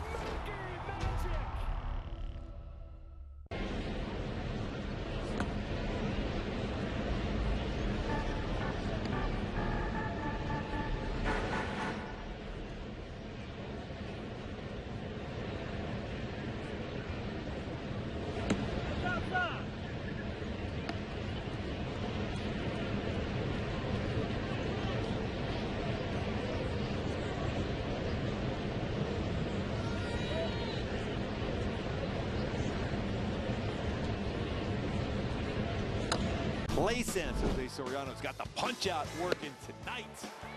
2 punch outs with his slider, 1 with his curveball, but 3 with that run and sinking fastball. Very, very good working ahead and finishing with 6 now strikeouts on the night through 4 innings versus this Mets lineup, a dangerous lineup daily. Jeff McNeil leads off in the 5th inning as he takes ball 1 from Jose Soriano. McNeil grounded out his first time, and the groundouts have been plentiful, but the strikeouts even more so for Soriano tonight. Not usually a big part of his game. McNeil, one of the tougher batters to strike out as he swings and fouls one off there. There's only been 1 fly ball out, and that was an incredible play by Pilar down the left center field on the warning track. Kevin Pilar made an outstanding catch to begin this ball game, and since then the Mets have only managed 2 hits. Both were 2-out hits. A single from Martinez in the first and a double from Nimmo in the third. McNeil slashes one the other way, and that's a base hit up the left center field side. Pilar quickly cuts it off. McNeil's trying for second. Throw on the way. It is in time. McNeil is out. And the normal, they're always looking in is to see if he's able to get his hand in there, but it looked like Stefanik was able to roll and make a tag. Well, McNeil is typically someone who reacts very loudly on the field. So we have to see it for ourselves as Stefanik gets the tag down. New York is challenging the outcall of second base. He's not on the base anyhow. If he has any part of his glove on his thigh, he's had him like 2 times. Well, he seemed to have missed him there, and I don't think he ever touched him once McNeil was off. When he got off the bag there the one time, though. Did he touch him there? I mean, does he touch him here? I mean, McNeil is off the bag a lot of that time. And here it is from this angle. Stefanik seemed to miss him at first. But he's off the bag right there. Did he have him on the thigh? Part of his foot there. Did he touch him on the back of the foot there? It's very tough to tell. It does look like McNeil beat it initially, but because McNeil was flopping around on and off the bag, this might be tough to overturn on exactly when Stefanik was touching him and when McNeil was touching the bag. It's almost impossible to tell. And before he gets his hand back, did he get him on the ankle there too? Right, and he's off the bag. I mean, the question is, because McNeil's flailing around so much, when can you tell when he was touching the base and when Stefanik was touching him? Yes.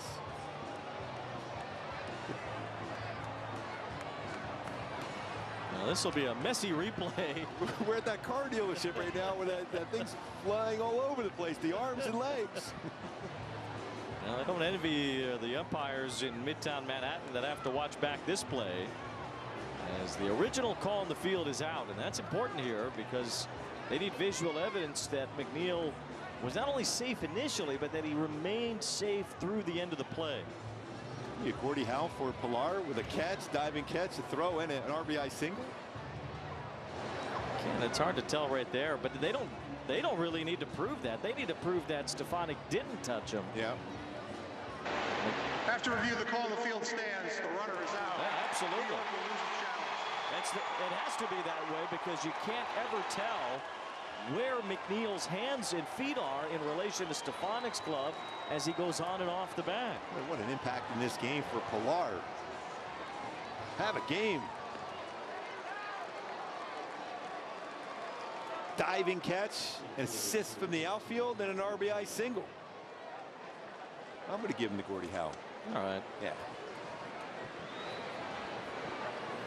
Who am I to argue that? Oh, it's a knockout there on the throw to second. Tyrone Taylor at the plate as he looks at a strike. Got the assist on that diving catch, and he got the RBI single, so he scored a goal. It's been quite a night so far for Kevin Pilar. He has had his hands all over this one.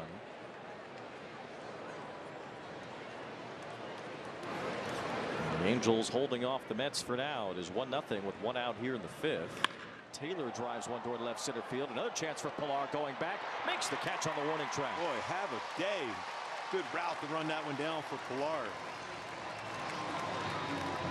Oh, it was hit hard. It's 105 off the bat. By Taylor. Great angle, runs it down. Still got those legs working. Soriano goes, man, he's good out there. He is Superman. So 2 outs, and now the batter is Lindor, who is 0 for 2. Grounded to second his last time. His time is called by Francisco before the first pitch here. You don't see that too much from a batter before the bat really gets going.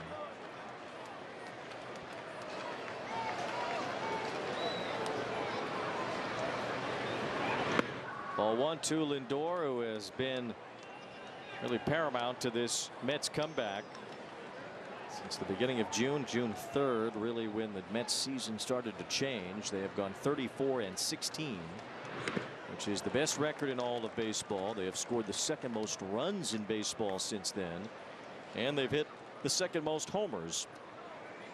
Yeah, I was looking at those numbers. They got 531 runs scored coming into the game. The Angels with 442.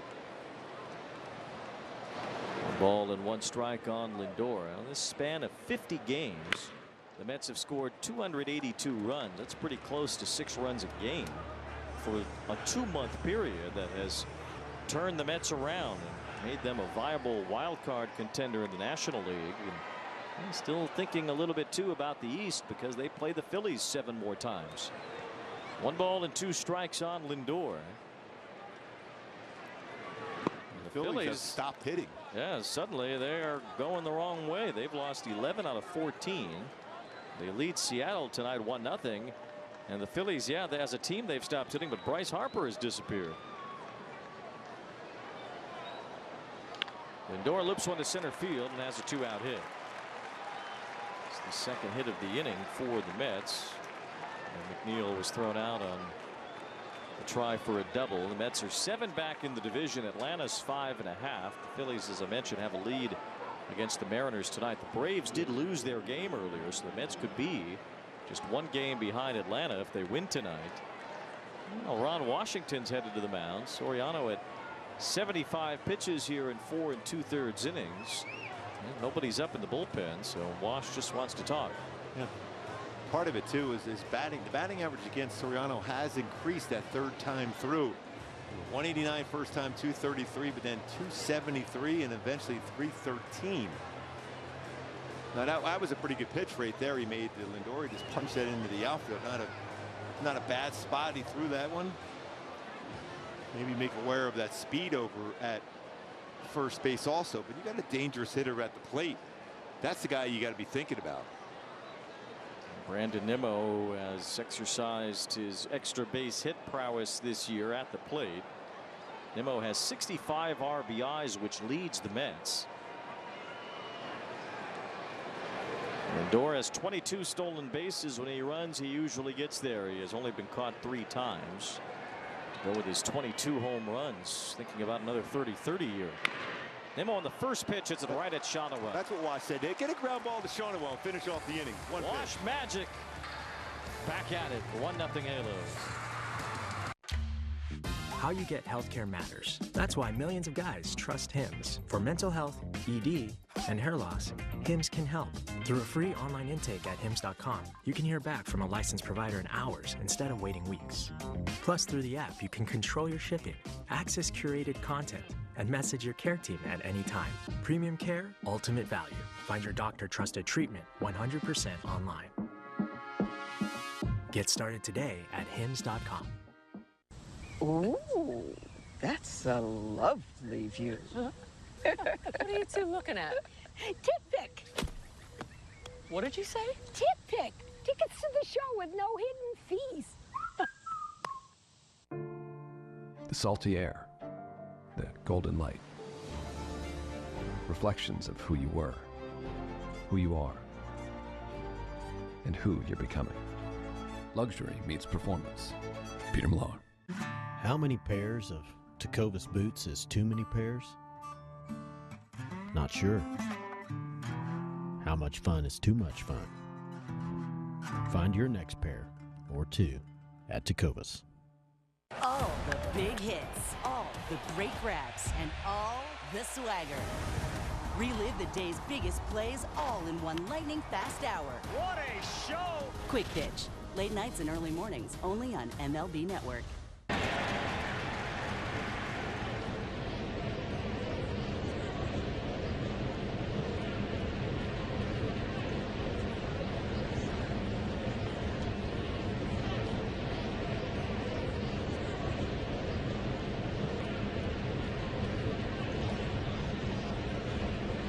First 25,000 fans will receive a short sleeve hooded shirt courtesy of Foundation Building Materials. Visit angels.com/promotions for more.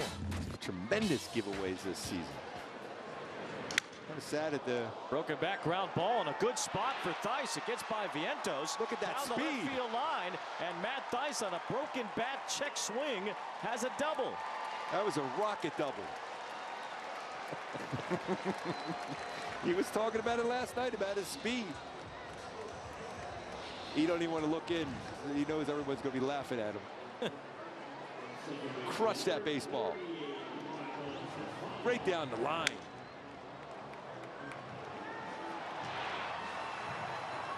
Just like that, in scoring position. And Luis Severino was confused by what he had there's just that seen. laugh. There he is right there. I go, yeah, I crushed that ball. I crushed it. Never a doubt in my mind.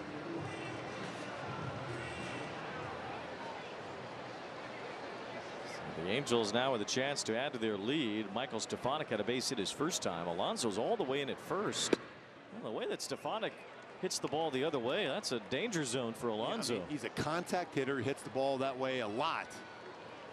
We talked about him being a goalie. He's might have to be a goalie here with a slap shot his way.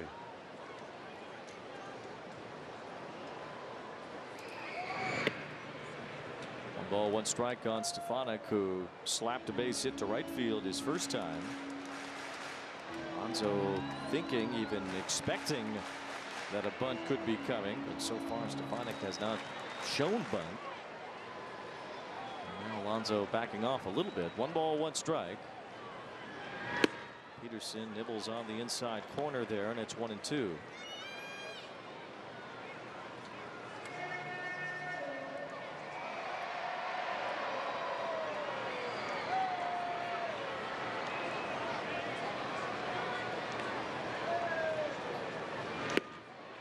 job holding up. Well, said he strike went. three, yeah. First base umpire Alex McKay said Stefanik did not hold up. It's the third strikeout for Peterson. You see that too often, any check swing anymore, where an umpire will ring you up.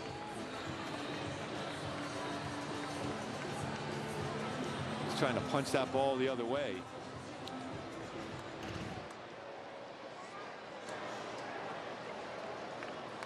One out. Nolan Shonowell is the batter. Shonowell's 0 for 2. He shows bunt. Bunt's foul. A key player profile as the Angels. A lot of youth at the top of their order tonight. Shonowell hitting .386 over his last 14 games. He had a great month of July, and now trying to carry that here into August. 11 runs scored in his last 14 games. You see that OPS is very, very strong. 11 runs scored too. He had that stretch where he was getting on base and scoring runs, working walks, getting base hits. 1 ball, 1 strike on Shotwell. Peterson, typically a guy only goes about 5-6 innings in his starts.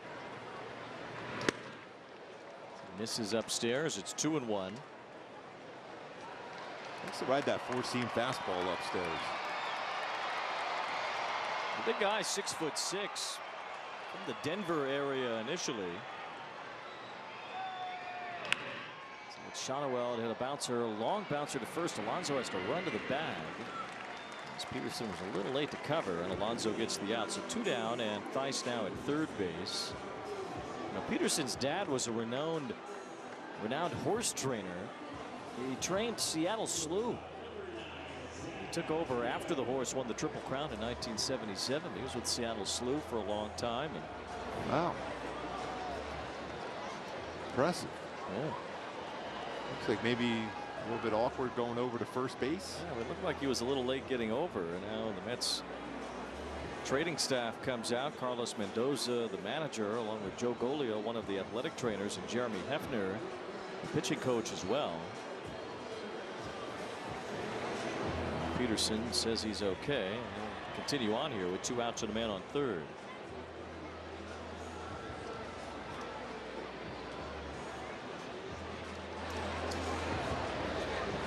Pick up anything on our replays in the truck that showed what had happened to Peterson there. Maybe they just want to check on anyone who has to cover first base these days. I still think when we go over there to have a little quick check from your trainer and your manager, if I'm Zach Netto, I'm up there hacking here first pitch. I'm going to let him settle back in yet. And here is Zach Netto as he goes after the first pitch and whiffs on the changeup. That is the best pitch for Peterson, especially to a right-hander.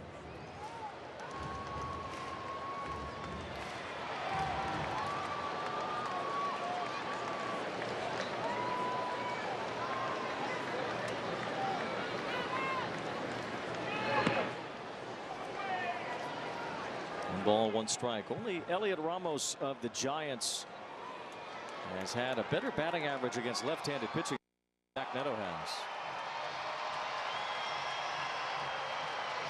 Outfield playing pretty deep against Netto here also.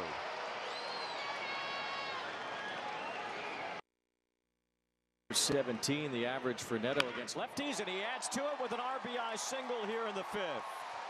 He scores. Matt Theis, the leadoff double, pays off, and the Angels lead 2-0. Boy, nice job there too. Just lining that. You got that defense playing deep out there. It's a 4-seam fastball, about 95, upper part of the strike zone. You mentioned how well he does against lefties, and he's also really good on pitches that are elevated, and punches that one in the right center field for an RBI single. The youngsters coming through here. 48th RBI for Netto. Very difficult guy to steal here, but you might want to give O'Hoppe a chance to swing the bat here, though. Logan O'Hoppe now in the number 3 spot in the order. He moved up to that 3rd hole yesterday. And he lines this one toward the right field line. Long run for Winker. It's a foul ball, and just barely. That was real close. That likely would have scored a run. Netto was already approaching third base by the time the ball landed. So close to that chalk line. So just away from it. About 2 baseballs away from that chalk line. So Hoppe nearly slipped that one in fair territory. Angels have a run here in the 5th off of Peterson. It's been Jose Soriano holding down the Mets offense so far. Netto took a step towards second, had to scramble back to first, but he's back in safely. So 1 pick off this season. He's got a good one. He got 13 of them. He's only allowed 10 stolen bases in his career, 10 caught stealing. The ball's 1 strike on O'Hoppe. Now a snap throw from Peterson as Netto goes back. So that's the 2nd disengagement with Netto at first. A little different with a lefty too, because you can go on first movement, but he could still make that throw over.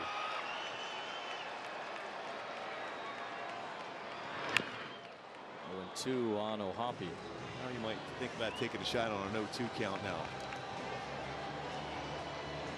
Terren's behind the plate. Let's see if Netto can get a little bigger lead here after Peterson's already disengaged from the rubber twice.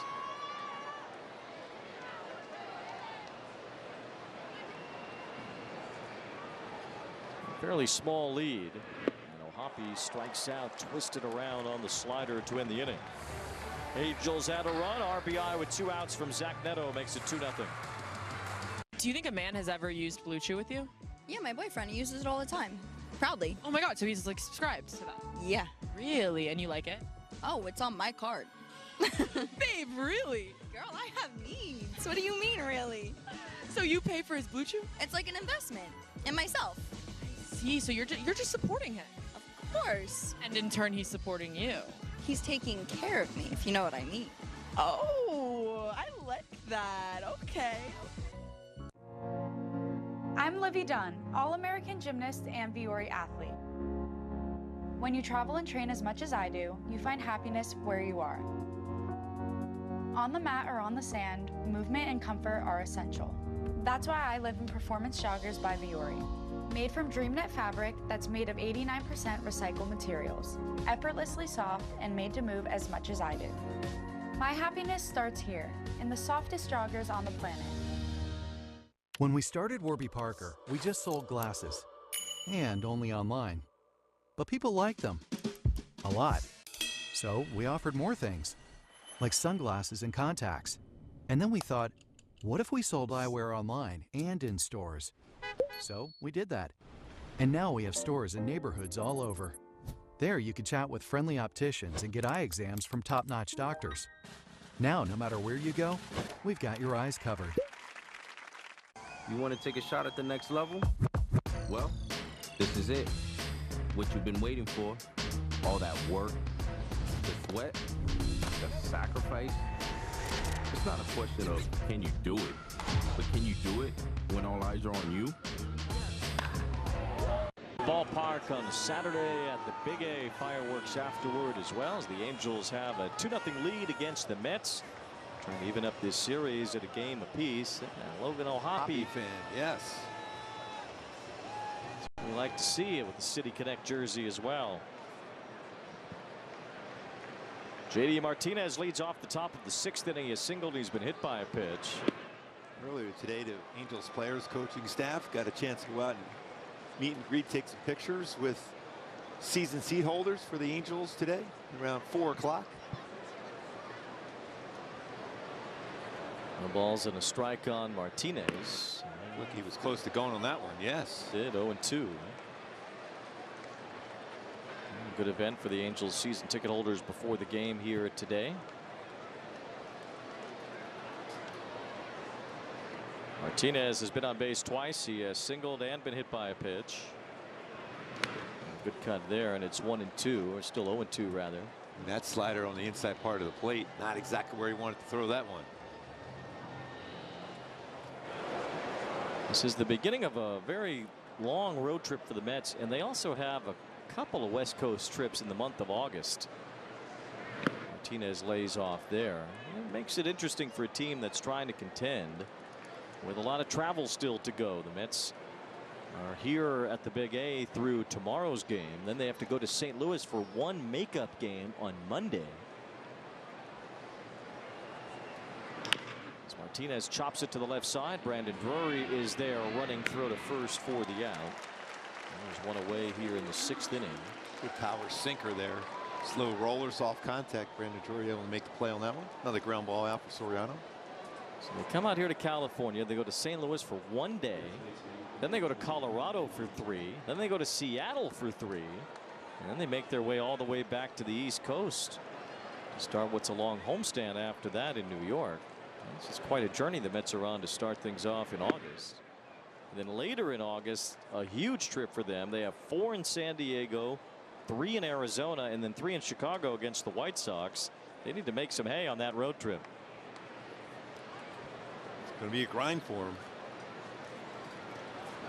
Breaking ball lands to Alonso. 1 ball, 1 strike. Bottom line is you have those opportunities to have those meaningful games. These will be the last games they play against the Padres and the Diamondbacks. So this will be very big for the wild card picture. 2 balls and a strike on Alonso. Arizona lost tonight. The Pirates held on to beat them 4-2. But the Padres won. They beat Colorado 3-2. And Atlanta lost. What tonight? Soriano's throwing a lot of sliders, although that was a sinker there. He's coming into the game at 5% slider usage. Quite a few of them tonight. Phillies offense has erupted in Seattle. Alec Bohm drove in 2 with a base hit, and might as well be the one to tell you first. Brandon Marsh with a 2-run. Brandon Marsh did.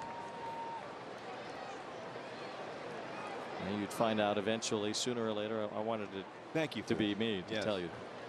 Brandon Marsh had a base hit. So the Phillies with 4 runs in the inning lead 5-0 in Seattle. 2 balls, 2 strikes on Alonso. Hit hard the other way. That gets down for a base hit. Oh, he just is swinging the bat. Well, that was a knuckle curve. He stayed on that one. And that's, again, I go back to the knuckle curve sometimes against right-handed batters compared to his slider. This one kind of stays in the middle part of the plate, and he went the other way. Not a bad pitch, but it was down middle, and he was able to stay on and hit it to right field. A scoring change from a play that happened in the 3rd inning when JD Martinez was hit by a pitch. They're actually now calling that a catcher's interference against O'Hoppe. Here's a 1-out to first. Shotwell gets it to second base, and Netto stretches out to get the force on Alonso. And that was a real good play by Netto. That's a little bit of a high throw. He has to be a first baseman on that one. You're not going to get a double play turn. Trying to keep the foot on and be able to reach up and make the play. Nice play by Netto. Quick throw. A little bit of a high throw for Shotwell, but get that lead runner. Nice play by Netto. Very well done by Netto at second base. So now 2 outs, and the batter Vientos. Have to be aware of his power here. Soriano drops in a curveball for a strike, and it's 0-1. Knuckle curve has been used a lot by Jose Soriano tonight. He's thrown 1 splitter in this entire game. Angels bullpen is up now. He's got 8 ground ball outs today. Hans Kraus is warming up in the bullpen.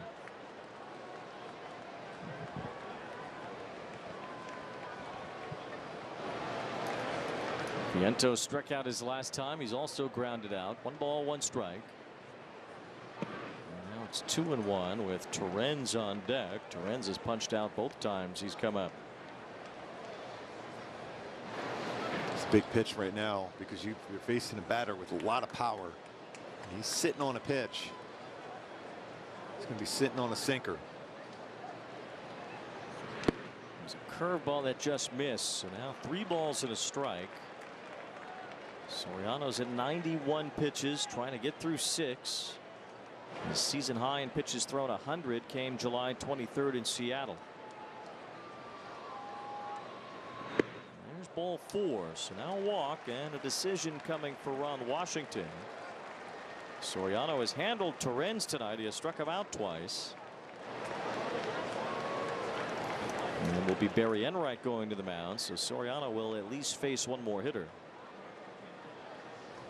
As Barry Enright heads to the mound, we'll head to the menu of Jack in the Box. I invited Deadpool and Wolverine over to whip up some mini Chimmy Bang Bags. That was a mistake. Welcome to Jack in the Box.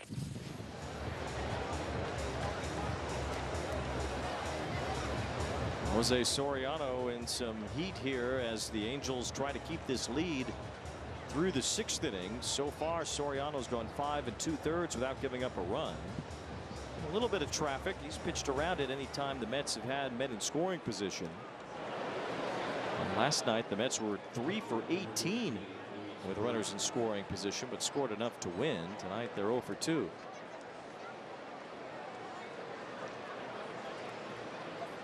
Soriano has struck out Torrens twice. And gets a bouncing ball here to second base. Stefanik waits, grabs the high hop, and throws out Torrens to end the inning. 6 solid scoreless innings from Jose Soriano tonight. Don't let a clogged gutter rain on your parade. Protect your home with LeafGuard, the only one-piece seamless gutter system guaranteed to never clog, no matter the weather. Never clean your gutters again with LeafGuard. LeafGuard's patented seamless design keeps leaves, pests, and sediment out while directing water away from your home, preventing wood rot and foundation decay, giving you peace of mind that your home and family are protected from water damage with the industry's premier maintenance-free gutter system. LeafGuard is the smartest solution in gutter protection, proudly protecting your home by getting it right the first time for a lifetime. From manufacturing to installation, LeafGuard handles the entire process from start to finish. Invest in your home with a company you can trust. Call 888-6LeafGuard right now for a free estimate and save 20% plus $500 off your purchase and installation. LeafGuard, get it today, protected for life. Want to elevate game night? Turn on MLB Big Inning, a revolutionary way to see the biggest moments from every game, live and commercial-free. Find it on the MLB.tv home screen. MLB Big Inning, every game night on MLB.tv.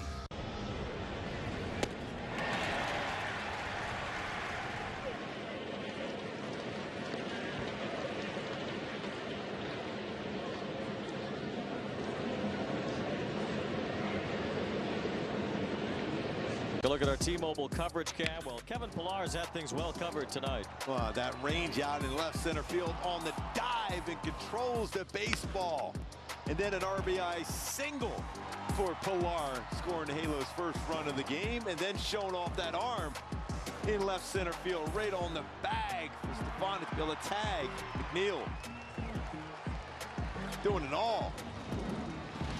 And he's up at the plate right now, so he's really doing it all. RBI in the bottom of the first knocked in Zach Netto, who also has a run batted in himself tonight, scoring Theis.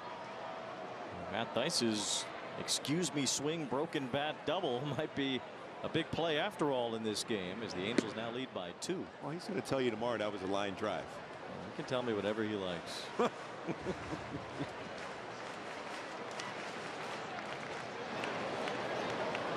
The ball's 2 strikes on Pillar against Peterson here in the bottom of the 6th.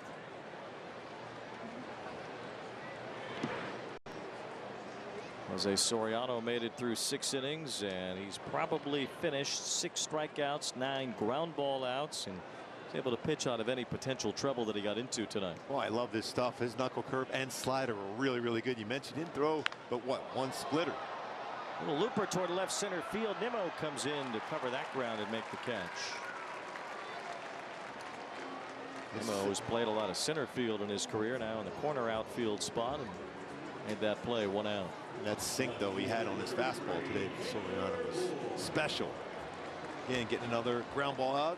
Perfect. Be able to finish off his night.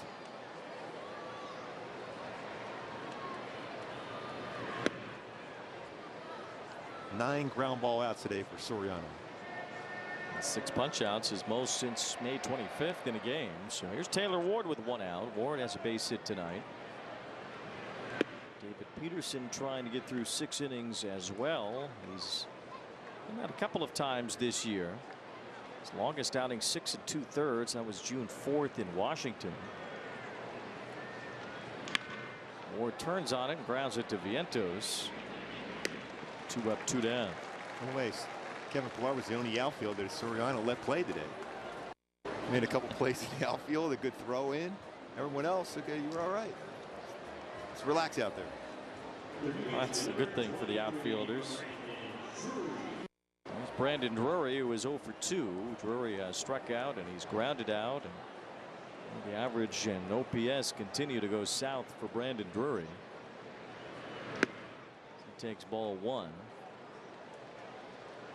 Still not been his season, although still a couple months to finish strong here and try to get those numbers back up before it's over. Good count right now just to make sure you get something in the zone now.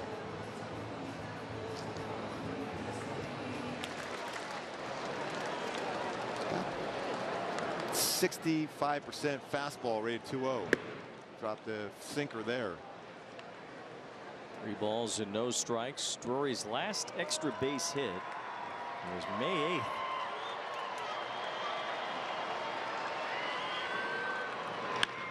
Ground ball, Lindor in the hole with the backhand, a strong throw. And the inning is complete for Peterson. He does get through 6 as he works a 1-2-3 inning. Pete Alonso, franchise cornerstone, homegrown Met. That's the guy you want to build your team around. You know, Pete has turned into such an intelligent hitter. If you hit it, it goes, that's for sure. Oh, man, Pete got a hold of one. There's not many guys who can do what he does from an offensive standpoint. It's out of here, and the Mets win it! Into the second deck! That ball was tattooed. Polar Bear's a ribby machine. All the big hits, all the great grabs, and all the swagger. Relive the day's biggest plays all in one lightning-fast hour. What a show! Quick Pitch. Late nights and early mornings, only on MLB Network. The power of baseball goes beyond the field. It starts with kindness, reaching out a helping hand. Even the smallest gestures mean the world to a lot of people.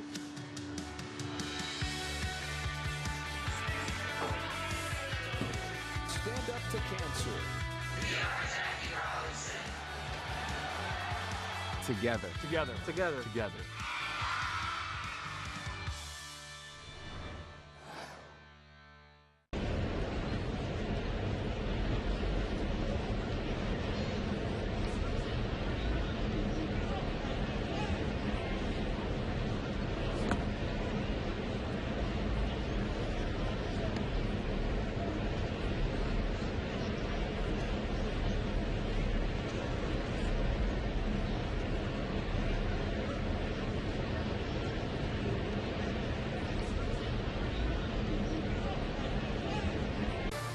Angels baseball and Valley Sports brought to you by Nissan. At Nissan, we make cars that thrill. Experience the thrill for yourself today.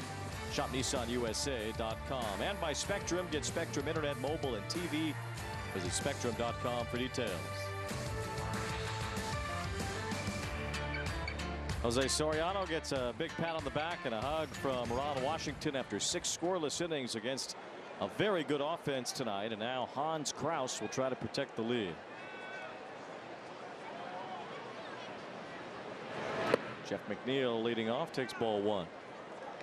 Sinker, that slider so good, and changeup. And Kraus.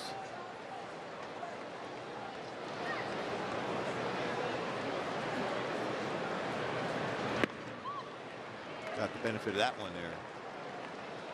It seems like in Ron Washington's world, if things go well tonight, we'll see some version of Kraus, Hunter Strickland, and Ben Joyce here at the end of the game.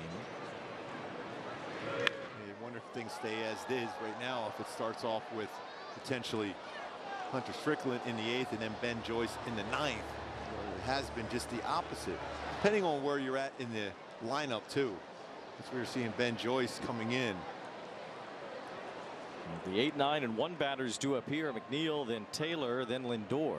The count goes to 2 balls and 2 strikes on Jeff McNeil.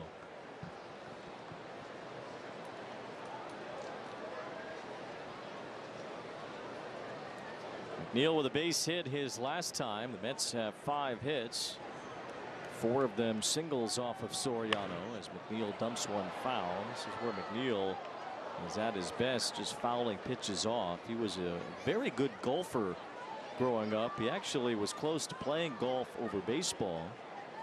Thought he had a future on the PGA Tour. He ended up getting a baseball scholarship at Long Beach State, and that kind of put him back on the baseball route. 3-2 the count of McNeil. I wonder he's able to make contact on that, like that changeup the one before. He has the nerves of steel play golf like that. Didn't see some swings from McNeil on pitches out of the zone that kind of resemble golf swings. And he says that is not by accident. He takes ball 4. And there's the leadoff walk from Kraus, as the Mets will bring the tying run to the plate.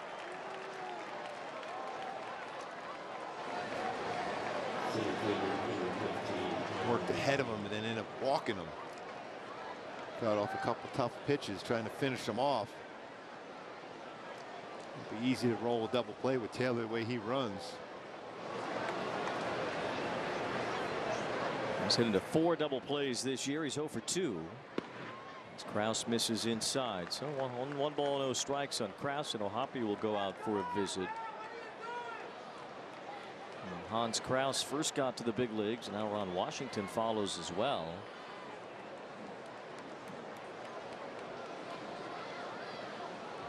When Kraus first arrived, he was very sharp, did not allow a run in any of his first 6 outings. He had a sub-1 ERA through his first 12. Been giving up some runs here lately. Over his last 6 appearances, he's allowed 6 runs, including a couple of homers. Ron Washington, who we saw come to the mound earlier and guide Jose Soriano through the top of the 5th inning, has re-entered the chat here in the 7th.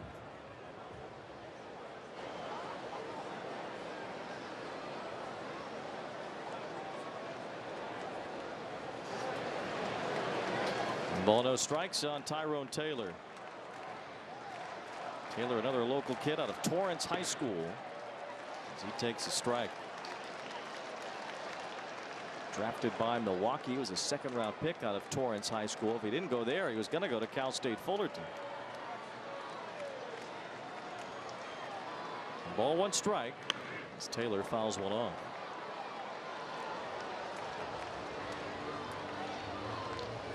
Taylor had a breakout year a couple of years ago with the Brewers. Kind of staying in the family of David Stearns, following him from Milwaukee to New York.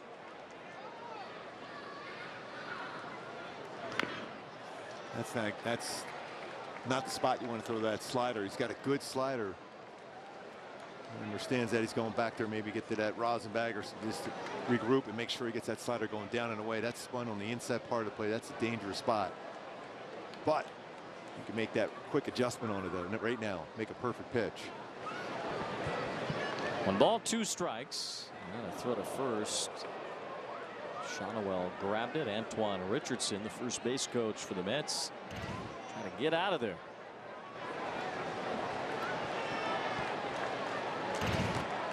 Good thing Shonowell's 6'4" over there. 1 ball, 2 strikes on Taylor.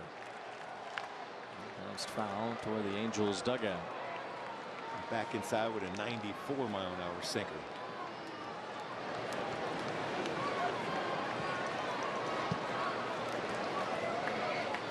So Hunter Strickland up now. And it's a pretty good sign that Ben Joyce would be asked to close this game if the Angels were in that position at the end. 2 balls, 2 strikes on Taylor. Kraus really laboring here. 13 pitches thrown already. He's walked McNeil. He's into a long at bat now with Taylor. And the best hitters for the Mets are coming up.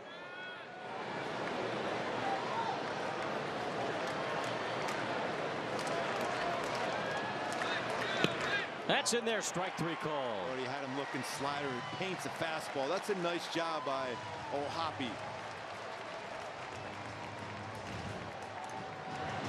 He wanted it in, but he still got that part of the plate and kept it in the zone and gets the call. A lot of times when you're setting up inside, you won't get that call. Nice job by O'Hoppe keeping that and framing it just right in the strike zone.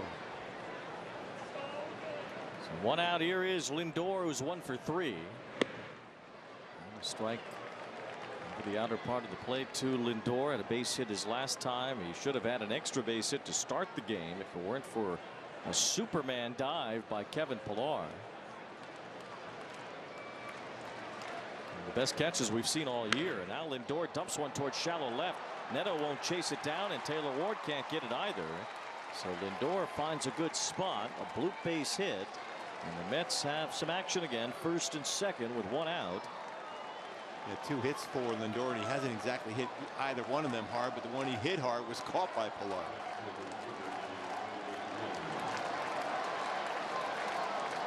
And that will be the end for Hans Kraus. Strickland gets ready to go with the Mets' big hitters coming up. Nimmo and Martinez and Alonso. It will not be Kraus to face them. 2 on for the Mets here in the 7th. Bobby Witt Jr. is an absolute superstar in the making. I've never seen anything like him. He's one of the best players in baseball. Highlight reel play, Bobby Witt Jr. That's why we call him Bobby Baseball. He is a generational talent. I want to win a World Series. I want to do it in Kansas City. This guy is the cream of the crop right now. Sensational again. It is crazy, wiry, athletic pop that's only going to get better. The power of baseball goes beyond the field. It starts with kindness, reaching out a helping hand. Even the smallest gestures mean the world to a lot of people.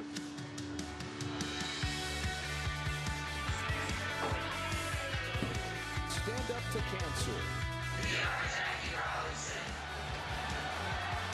Together. Together. Together. Together.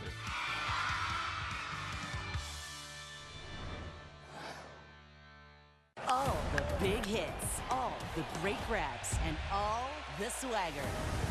Relive the day's biggest plays all in one lightning-fast hour. What a show! Quick Pitch. Late nights and early mornings, only on MLB Network.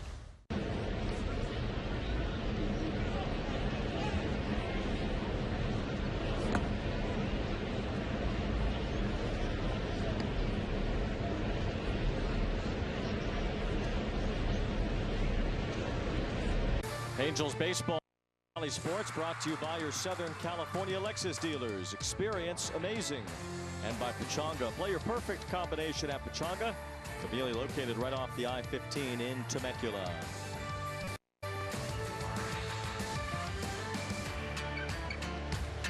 Well, the Angels have a 2-0 lead. They have led since the first inning when Kevin Pillar had an RBI single. Zach Netto added a run in the 5th, and now Hunter Strickland, who had the blown save in the game Thursday, allowing a 2-run homer with 2 outs in the 9th inning. Will try to hold a lead in the 7th inning tonight.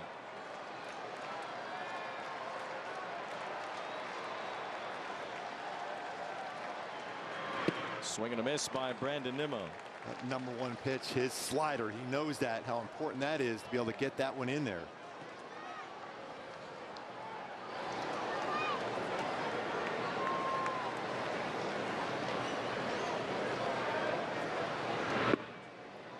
Backdoor the slider again. A sign of the game in its current stage. Brandon Nimmo has struck out more than any other Met, 116 times. That's only the 15th most in the National League. Ball 2 to Nimmo. Ellie De La Cruz has struck out 143 times. Nolan Gorman 141. And there are 14 others who have struck out more than Nimmo's 116. I see you warming up over there. No.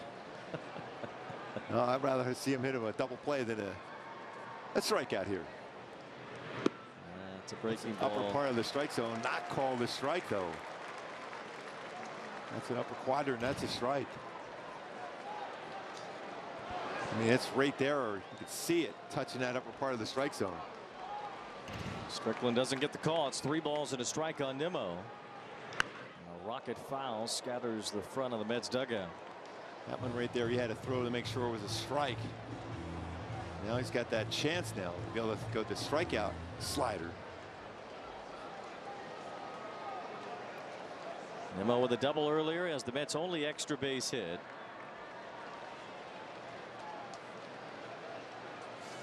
Three and 2. And it's ball 4.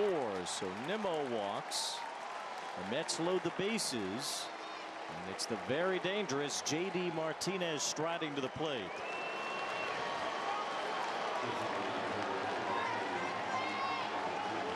Really started this whole inning with a walk. This is a guy, though, if you get it on the ground, he's rolled into 9 double plays. You've got to be ready on that right side of the infield, I believe. Especially because he throws a lot of sliders, Hunter Strickland. Ball 1. Strickland's slider not quite snapping off the same way so far tonight. You could say the same about Hans Kraus.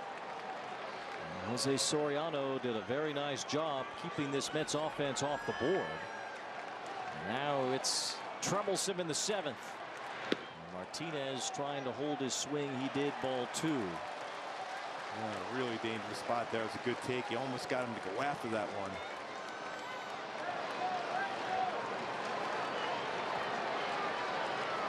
JD Martinez in these spots has been an RBI machine in his career.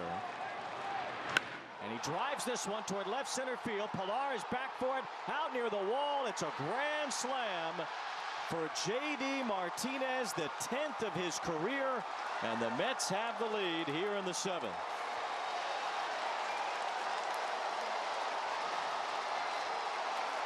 Such a dangerous hitter in that spot. The one guy you don't want ever up in that spot, and he comes through again. And he has so throughout his career versus the Angels. Dead center field.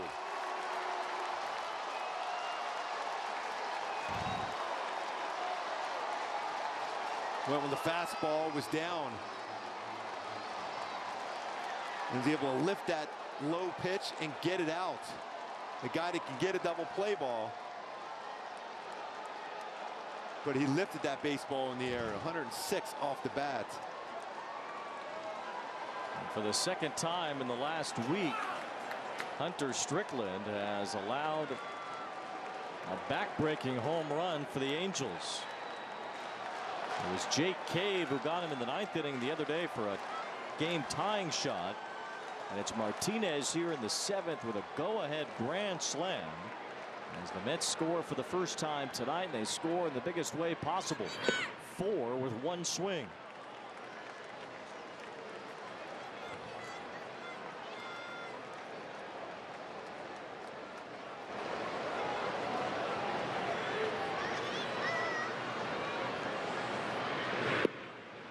Just a pure hitter. JD Martinez, he'll turn 37 later this month. And he's still the one guy in the lineup, even on a team that scores a lot of runs, that you don't want to see in a spot like that. Yeah, because, you know, he controls the strike zone so effectively. Well, the Mets fans have awoken here at Angel Stadium. Similar to the pitch not called again. Last at bat, that slider was on the inside corner. That not called a strike again. 1 ball, 2 strikes on Alonso. He fouls one at home plate.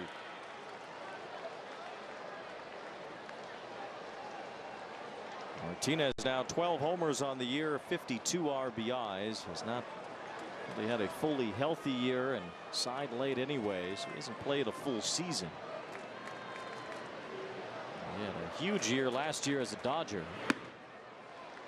Count goes to 3-2 in Alonso, and he had some years in Boston where he challenged for the MVP, especially in their World Series winning year of 2018. And the Mets, because they can score, they lead the majors in comeback wins.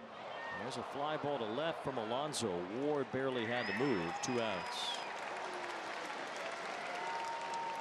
Well, this is an incredible outing by Soriano. Goes away. That swing by JD Martinez.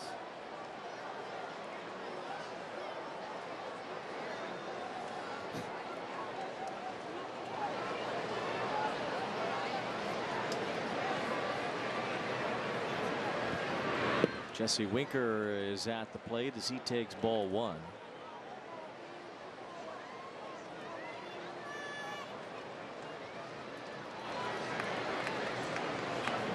Winker 0 for 3 with a strikeout tonight. Strickland punches in a slider for a strike. So Hans Kraus and Hunter Strickland, 2 guys who've been heavily relied on by the Angels, especially since Kraus got to the big leagues. Neither had very good stuff here in the 7th inning tonight. And they both walked the first batter they faced. That helps set up JD Martinez as Winker pops out, and the Mets have the lead thanks to the 10th career grand slam for the veteran slugger. The power of baseball goes beyond the field. It starts with kindness, reaching out a helping hand. Even the smallest gestures mean the world to a lot of people.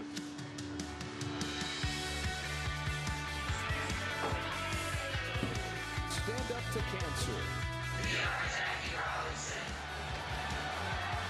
Together. Together. Together. Together.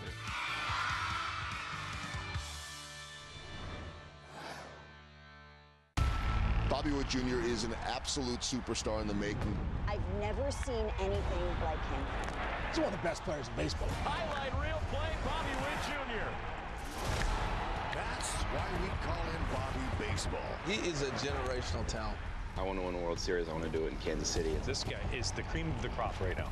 Sensational again. It is crazy, wiry, athletic pop that's only going to get better.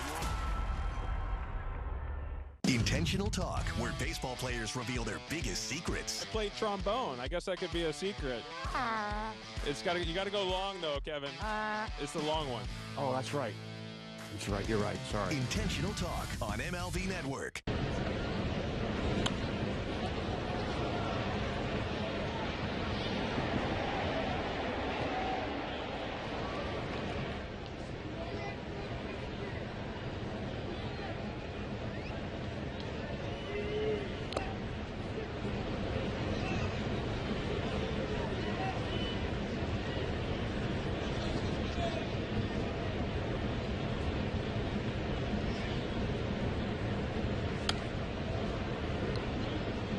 Join your Angels for Family Sunday, every Sunday home game through August 18th.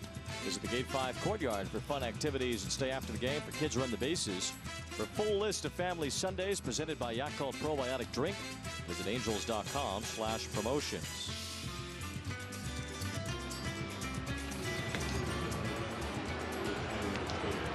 Here is Huáscar Brazoban. He was picked up by the Mets at the trade deadline from Miami.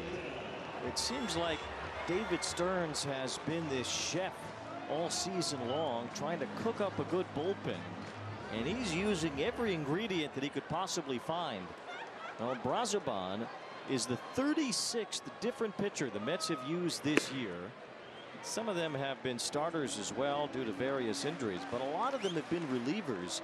And if you look at if you had our stat page of Mets pitchers, it covers the entire page. I still think every time I look at it, I think it's a mistake. I've never seen it like that. We have it's like a tabloid newspaper. Harrison Bader has checked into the game to play center field, a defensive upgrade for the Mets. I would imagine that means Taylor is in right field, and he is, as Winker has come out of the game. So that's all about defense now as the Mets have the lead. Bader in center field and Taylor in right field. This is on fastball, 94, 99, slider, changeup. That ball is crushed to the left field corner, but it hooks foul. Wow. It almost was hit so hard, it didn't have a chance to go foul. 111 off the bat. Cutter.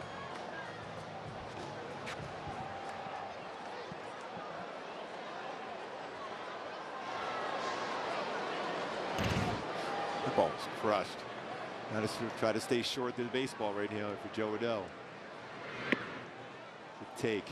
Ball 3 to Adell. Well, we mentioned the leadoff walk in the top of the 7th, and really both Angels relievers in that inning walking the first hitter they faced.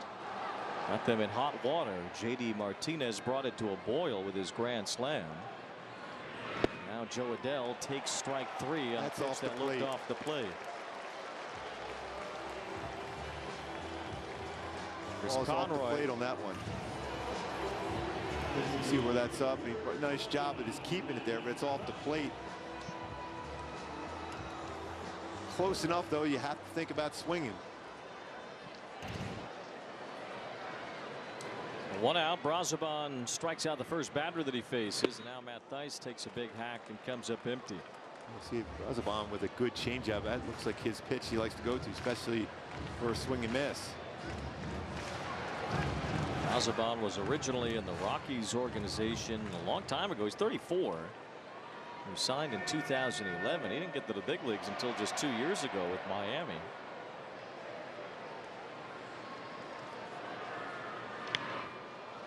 The Mets have tinkered and retinkered and tried again with their bullpen that has been leaky at times this year, and they hope they have given Carlos Mendoza the right recipe to make the playoffs. 1 ball, 2 strikes on Thaiss. Back to that changeup again. Still has a lot of room that third base line. Especially as 2 strikes, has punched that ball down that line.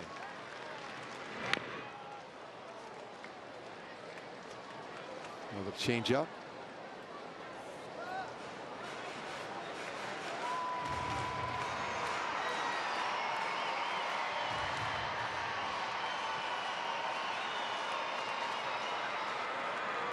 Ice had a double earlier.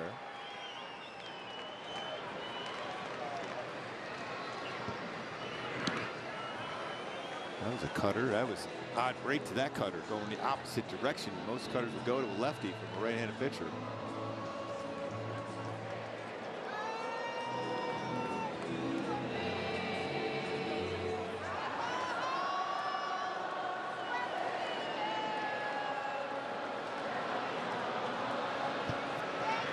Swing and a miss, strike 3. So Theis is punched out by Brazoban, who's retired the first 2 with strikeouts. Yeah, both on his changeup.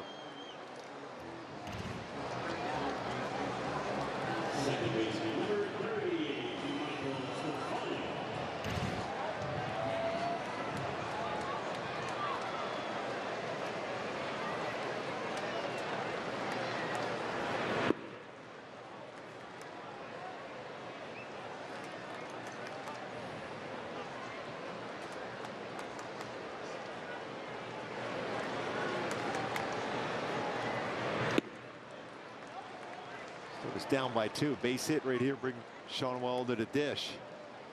Find a good contact hitter.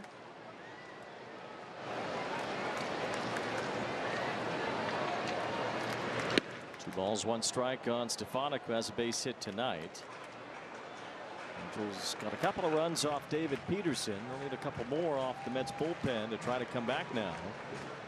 A grand slam by J.D. Martinez in the top of this inning.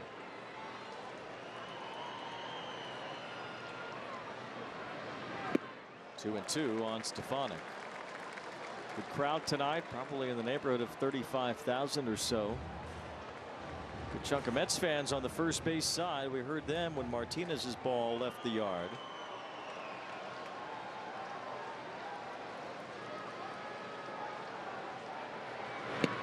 Full count now on Stefanik. If he can get on, the tying run would come to the plate for the Angels with Shonwell next.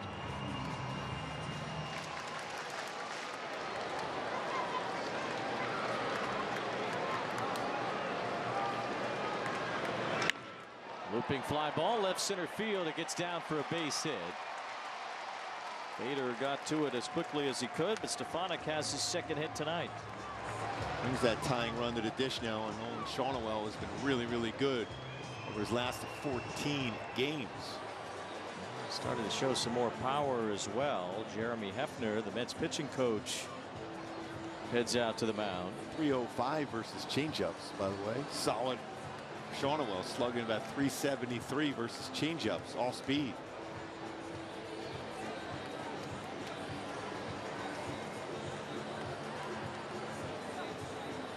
Shonwell has been his hottest over the last couple of weeks, batting .386 over his last 14 games. He's 0 for 3 though tonight. He faces Brazoban here in the 7th. We have the official attendance pretty close, 36,337 on a warm night here at Angel Stadium.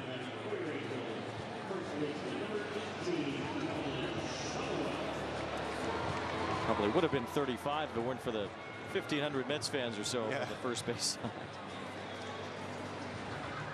So here is Shonwell. Use a lot of his damages on the first pitch. Jump on a changeup. Brazoban bounced a sinker, and it's 1 ball, no strikes on Nolan, who's 11 home runs now on the year.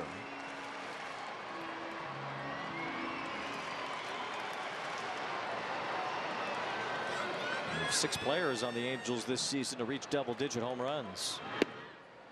There's a strike. Wow, that was below the strike zone there. Evens up the count. Mike Trout on that list, even though he only played a month, he still got to 10 homers. 2 balls and a strike on Shonwell. Sticking with that changeup against Shonwell. He could get that changeup on the inner half of the plate.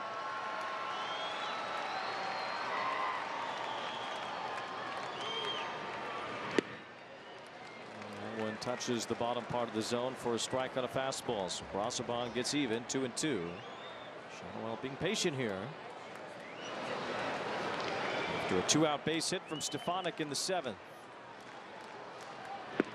3-2. Angels trying to answer right back after the Martinez grand slam. Bader's playing extremely deep center field. Plenty of room there for Shadowell just to be able to punch that ball into the outfield and center for a hit. His range, surprised to see Bader that far back. Gold Glove winner out there. 3 balls and 2 strikes on Shadowell. Foul off to the left. 97-mile-an-hour fastball.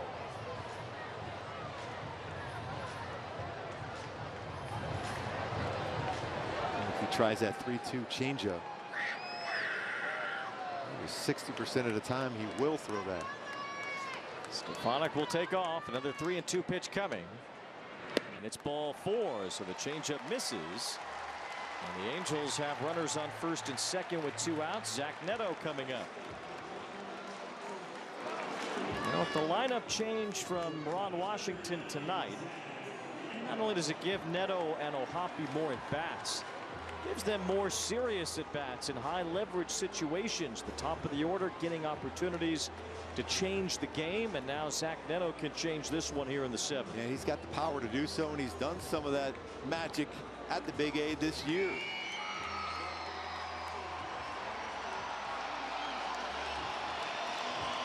We'll see if Netto can come through in the clutch with Stefanik at second base and Shadowell at first.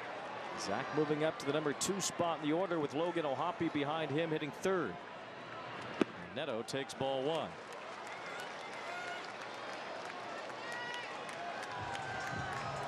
The Mets bullpen throughout the season, they're just trying to find whoever will get the job done. And they do have Edwin Diaz in the 9th inning, but Diaz has not been quite himself this year either. And there's ball 2 to Netto. This is when you got to be patient now. This is when Ron Washington's got him in this spot here to make sure, you know, as he's growing as a player, he wants to make sure he's swinging at a pitch in the zone here, especially on a 2-0 count. Lorenz and Lindor go to the mound as the Mets bullpen gets rolling. Ryan Stanek, who we saw last as a Seattle Mariner, warming up along with left-hander Alex Young. Stanek, another trade deadline addition for the Mets.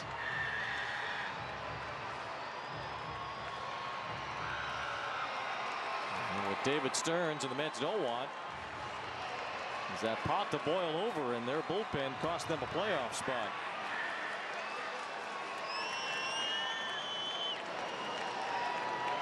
The Angels have a chance to come right back after the Mets took the lead in the top of the inning. 2 balls, no strikes. And Netto takes ball 3. Logan O'Hoppe on deck. Now these are one times I think not a bad idea to take a 3-0 pitch here. More likely we get the same exact pitch 3-1.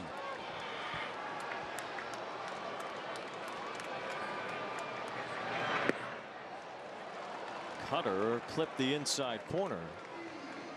Brazoban gets a strike.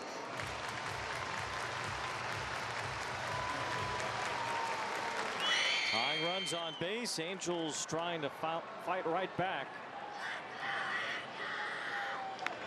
Netto jammed as he pops it up foul. So now the runners will get a head start on 3-2. That's important too, especially because the defense. You can see I'm looking out at center field. Bader saying no doubles defense, so he's playing deep in center. But with the runners on the move, you still have a chance to get one to left center or right center. If he pulls it down the line, both runs are scoring. The left field line. A lot of pitches for Brazoban here in the 3rd. Here in the 7th, rather. He has thrown 30 pitches.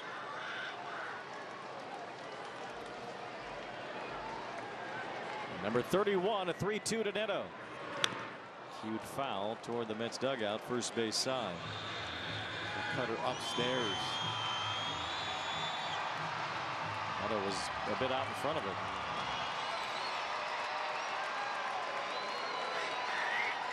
Close enough to the zone. He had a swing at it. We'll do it again on 3-2. It'll be the 32nd pitch of the inning. Netto, it's a bouncer foul down the third base line. Second fastball he's had to deal with inside like that in this sequence. Really taking big hacks here, but trying to find his way on base at least. It'll be the 8th pitch of the at-bat. Hoppy's behind him. The young Angels at the top of the order tonight could make a big difference. Here in the bottom of the 7th, a 3-2 to Netto. He drives one out toward left field. Nimmo is back out near the wall. It's gone! Zach Netto delivers a clutch 3-run homer, and the Angels get right back on top.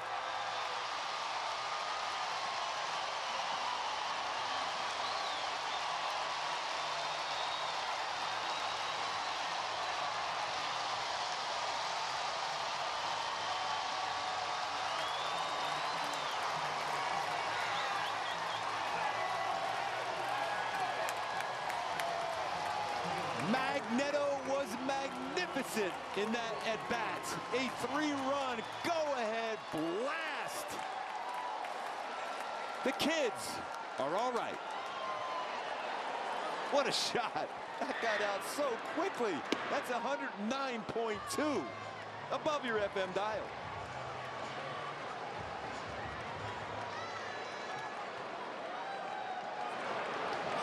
What a shot.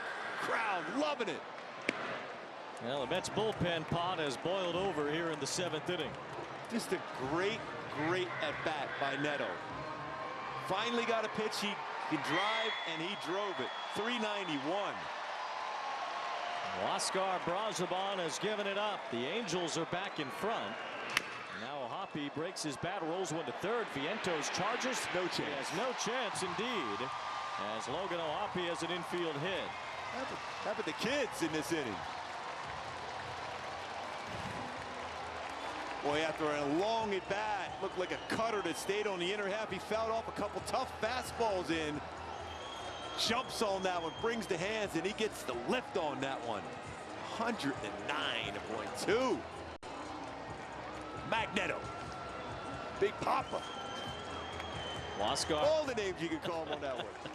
Oscar Brazoban struck out the first 2 hitters of the inning, and then it unraveled. He's allowed 3 runs, and he walks off the mound with the Angels now leading. It's 5-4 in the 7th. So that's how they're so productive. They use Fiverr. Look how quickly they find freelancers. So simple. Yeah, but why are they working in the dark? Grow your business easily with freelancers. Fiverr. How many pairs of Tecovas boots is too many pairs? Not sure. How much fun is too much fun? Find your next pair or 2 at Tecovas. Learning to invest with Greenlight has really paid off. Huh. Reminds me of how I learned about investing. Yeah, I never learned about investing. Is there water in this thing? Bring your family into the financial future. With the Game Time app, I paid 60% less than this guy. What? And it's not just sports tickets. It's also concerts. Performances, too. Oh, come on! Download Game Time. Last-minute tickets, lowest price, guaranteed. Weekdays on MLB Network. Get fired up for heated baseball talk as Christopher Mad Dog Russo barks about all the big stories from around the league, along with news and commentary from Alana Rizzo. High Heat with Christopher Russo. Weekdays only on MLB Network.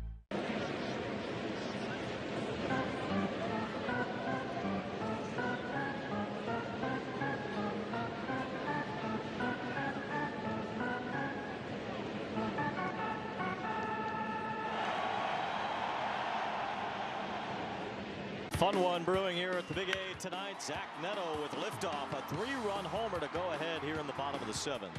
Oh, what an at-bat, what a crusher. Quickly out of the yard for a 3-run blast.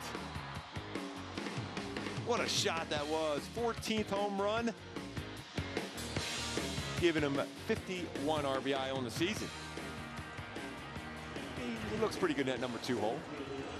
Well, that's The lineup change tonight for Ron Washington, using the young players at the top of the order, something he hadn't done really all year. Shonowell has consistently hit in the top parts of the order, but the others, Netto and Ohapi in particular, have hit in the bottom half of the order most of the season, but not tonight. Netto batting second, Ohapi hitting third, as the keys have been given to those young players throughout the year in various ways, and now they'll likely be in these spots in the order for the rest of the season to continue to cement their growth. Exactly, and a nice at bat by Shonowell to work the walk ahead of Zach Netto. Ohapi followed up with an infield hit, and this inning continues for Kevin Pillar to face left-hander Alex Young.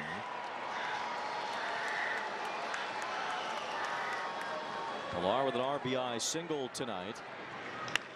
Loops this one towards center field. We mentioned Bader playing very deep. Well, he comes in for this one to make the catch, and that ends the inning. But the Angels are in front. Zach Netto's 3-run homer, the reason why. How you get healthcare matters. That's why millions of guys trust Hims. For mental health, ED, and hair loss, Hims can help. Through a free online intake at hims.com, you can hear back from a licensed provider in hours instead of waiting weeks. Plus, through the app, you can control your shipping, access curated content, and message your care team at any time. Premium care, ultimate value. Find your doctor-trusted treatment 100% online. Get started today at hims.com. Have you heard? Soda's not a dirty word anymore. Introducing Poppy, the best thing to happen to lemon lime since, well, lemons and limes. It's the iconic, refreshing flavor you crave, but with 3 grams of sugar. Real lemon, real lime, real juicy flavor. The future of soda is now, and it's called Poppy. Poppy, soda's back. When it comes to tickets, pick TickPick. You're picking the best prices guaranteed, with no hidden fees ever. Pick from thousands of live events. No hidden fees, more savings. Download the TickPick app. Join the million-plus fans who have made game days more entertaining by playing along on Underdog. Basketball fans from all over the United States have won over $1 billion. Underdog Fantasy, calling all dogs. I feel like I lose track of at least $500 a month. Maybe that's because you still use spreadsheets. Haven't you heard of Rocket Money? No, but you're probably going to cut me off and tell me about it. It's an app that automatically tracks your spending in real time, lowers your bills, and finds and cancels sneaky subscriptions. Sign me up. Stay on track with your finances and download Rocket Money today. Intentional Talk, where baseball players... Well, as Matt Moore has struggled some this year, we haven't seen him in these higher leverage roles, but without Luis Garcia and Carlos Tevez around anymore, Moore gets put back into a spot where he can be helpful here. A 1-run lead, trying to keep the Mets away. A veteran who knows these roles pretty well. In tough roles throughout his career, even early on when he was a starter with the Rays. Luis Guillorme, the former Met, has entered the game at second base. Boy, did he make a play last night? Diving catch on a short fly ball in the right field that Guillorme got to. And it's nothing new to Mets fans. They saw a whole lot of that during Guillorme's time in New York.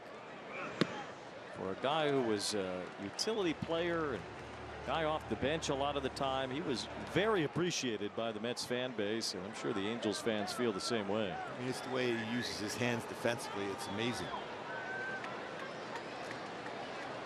Good ball game here tonight, as the Angels had a lead early behind Jose Soriano. Gave it up in the top of the 7th on a grand slam by J.D. Martinez, and then got it right back on Zach Netto's 3-run homer in the bottom of the 7th. So it's 5-4 in the 8th. Soriano can no longer be on the winning side of it, but these 6 innings, a big reason for the Angels to be having a lead anyway. Yeah, real good stuff by Soriano again, is to keep making those strides. Now over 100 innings pitched this season, first time in the major leagues. The Phillies had a 5-0 lead tonight in Seattle, and that's disappeared. It's 5-5 there. You were ready to make that play, weren't you, Wade? I don't remember wronging Mark Vientos during my time in New York. That is ridiculous how fast that ball came off his bat. It was over. Yeah. 1 ball, 2 strikes. That might have been the Gordie Howe knockout.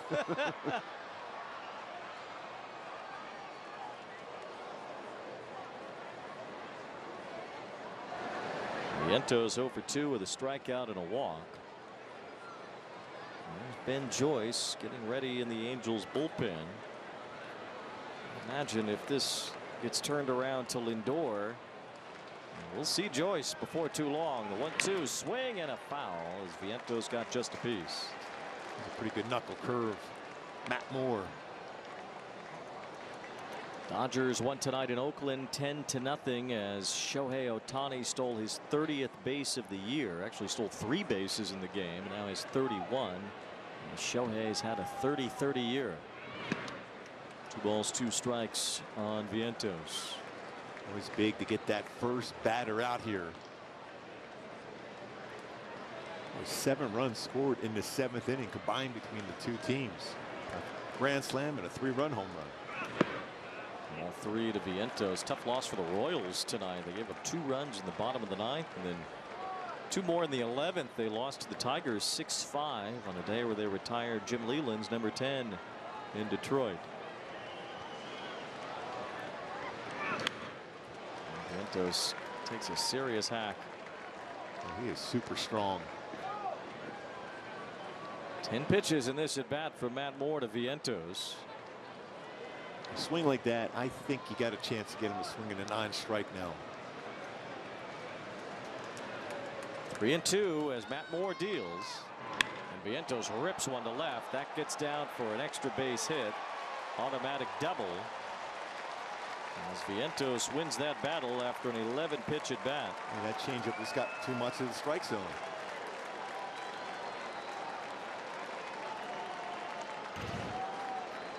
Matt Moore tried to sink that one down, but it stayed upstairs. And after the long at bat, it was similar to what Netto did with the long at bat. Got a pitch to do some damage, and he did the same thing. His 19th double. I mean 15th double, sorry. 15, but he go along with 16 home runs. If it's a bunt scenario here now. Luis Torrens due up. Vientos has been lifted for a pinch runner. Jose Iglesias is now at second base. Will improve the Mets defense as well after this inning. Singer songwriter extraordinaire Jose Iglesias has entered the game.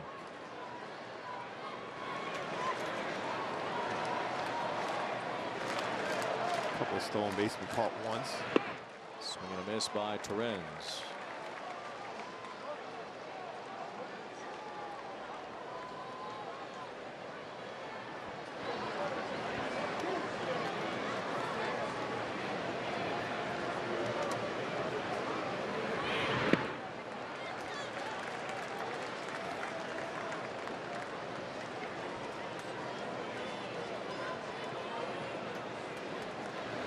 Trying to get this out and trying to keep Iglesias at second base. 2 balls and a strike. A ground ball up the middle that will keep Iglesias at second as Netto throws out Torrens. And go after a changeup down.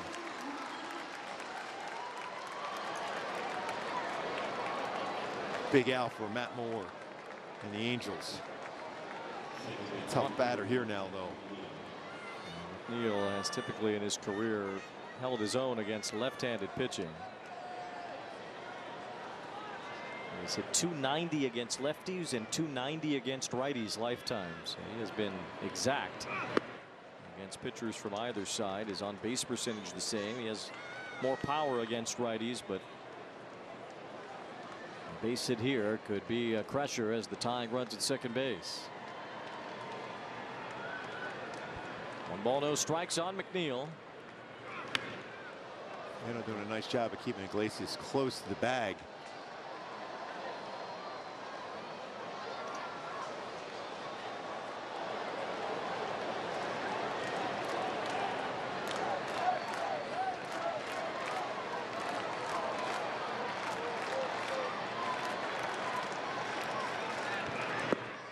Ball 2 to McNeil.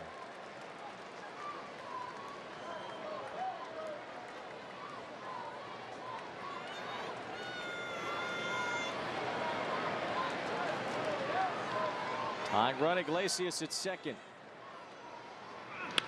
McNeil yanks one to the right side. His former teammate Guillorme handles it. 2 outs. And Iglesias now at third, with Tyrone Taylor coming up and Ron Washington coming out. Ben Joyce is ready in the Angels bullpen. We could see Joyce try for what ultimately could be a 4-out save, but he'll have to save this inning first.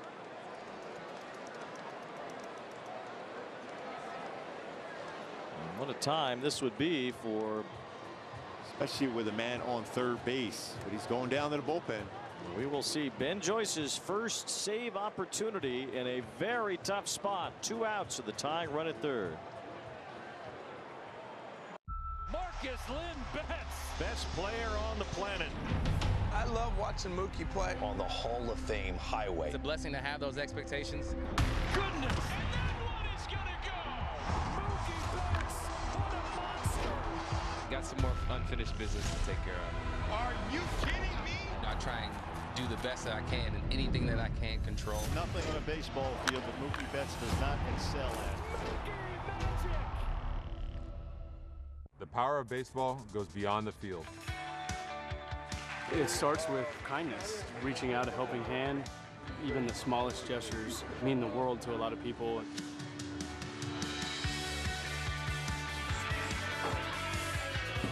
Stand up to cancer. Together. Together. Together. Together.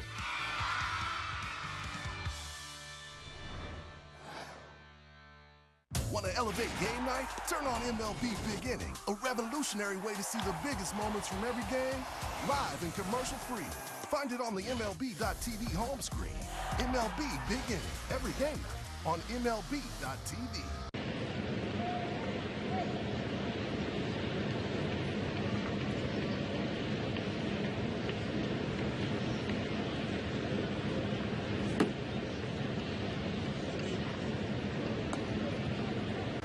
Well, the Angels have a 5-4 lead in the 8th inning with the tying run at third, and this is kind of the ultimate. Well, you want to be a closer, go get him big boy moments for Ben Joyce. His first career save chance will come for the man on third base, the tying run. Yeah, opponent's batting average is 193, a 21st game. That Splinker's been so good, the difference maker for him during this stretch of which he's been dominant.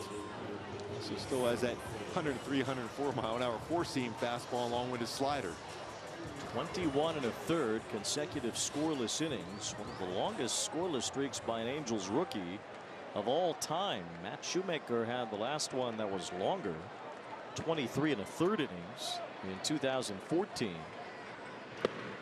As Joyce steals in a strike with the Splinker, it's 0-1. The longest streak ever by an Angels rookie, Bob Lee, in 1964, had 27 straight scoreless innings. Tying run at third, and Taylor whiffs on the sinker. It's 0-2. And to stay under control, good movement on that 97.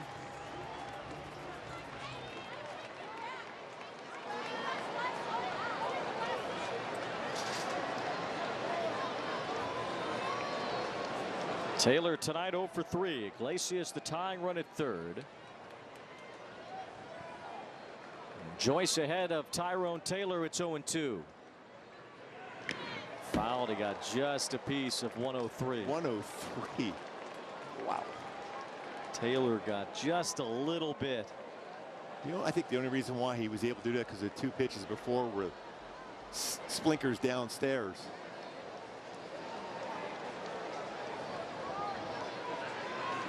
Ground ball to third. Brandon Drury has it. Fires across in time. Ben Joyce holds the runner at third.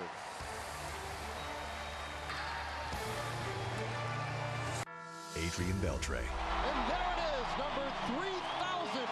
Todd Helton. Joe Mauer. Oh, what a play by Mauer. And Jim Leland. He's the best. He's the best. Each had their own journey, but now their paths converge at the entrance to baseball immortality in Cooperstown, New York. The 2024 Hall of Fame induction ceremony, Sunday, July 21st on MLB Network.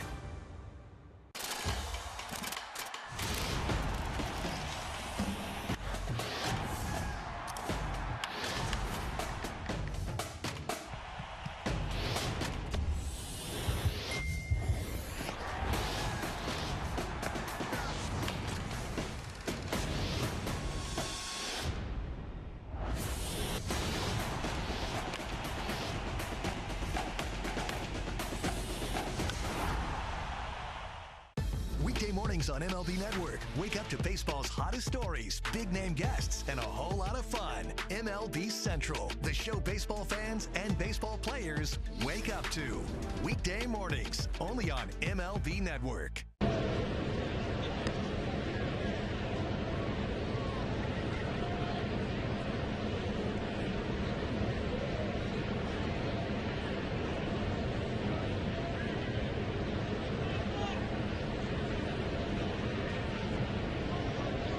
Live postgame presented by OC Navigator is coming up, and it should be a fun one to talk about here tonight.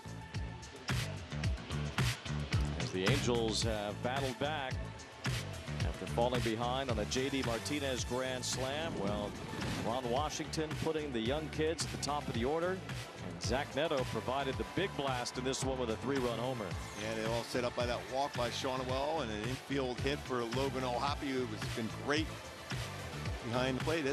Remember, Soriano, and one of those youngsters, was dominant on the mound, 6 shutout innings. There's veteran Adam Ottavino on the mound for New York. New York City native Ottavino. Throw that sweeping slider in there quite a bit, and he starts off Taylor Ward with a strike. Yeah, high percentage will be some sort of a breaking ball. Izzy Iglesias has stayed in to play third base. Good notes on the farm tonight for the Angels. George Clausen struck out 10 in his Angels organizational debut tonight, pitching for Inland Empire.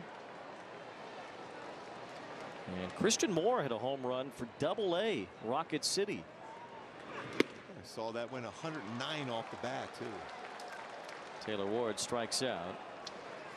Wish I could have seen. We should send one of our camera guys to Rocket City. They need a little help, it looks like, on the replay. We couldn't see the swing. I see the swing on Christian Moore, but he homered in his Double-A debut tonight. It's minor leagues for everybody. So 1 out. Here's Brandon Drury, 0 for 3. That ball's crushed though. He hit.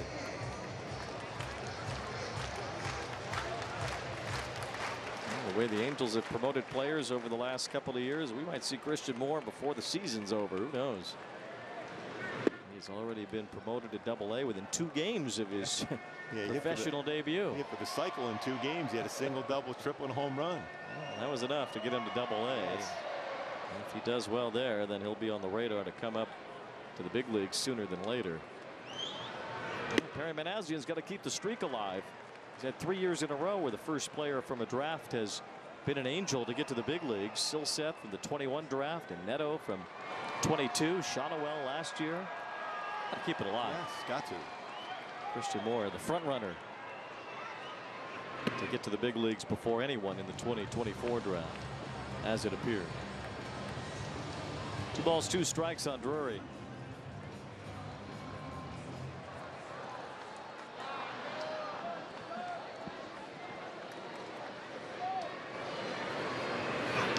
Drury with a chopper to Lindor. 0 for 4 night for Brandon Drury. He's grounded out to Lindor 3 times. So 2 up, 2 down, and Joe Adell will bat. Yeah, Hyundai Key going back to it. A beautiful noise. That was certainly a beautiful noise off the bat of Zach Netto for a 3-run home run. Looking for that little insurance run from Joe Adell here at the plate. That was a beautiful sound. Beautiful noise by Big Papa. Strike 1 to Adell. Well, nobody up in the bullpen. Ben Joyce will have a chance for his first big league save in the top of the 9th. And well, he only has to face Francisco Lindor, Brandon Nimmo, J.D. Martinez, and possibly Pete Alonso. Yeah, that's all right. Ben Joyce, you'll take that stuff you have going out the mound against anybody. He already survived the tying run on 3rd when he entered the game with 2 outs in the 8th. Got Tyrone Taylor to ground out. The Mets will have the top of their order up in the 9th inning. Ooh, late swing, and Adell slashed it toward the Mets dugout. Final game of this series tomorrow. We'll see Griffin Canning pitch against lefty Jose Quintana, former Angel himself. 1 o'clock game here tomorrow.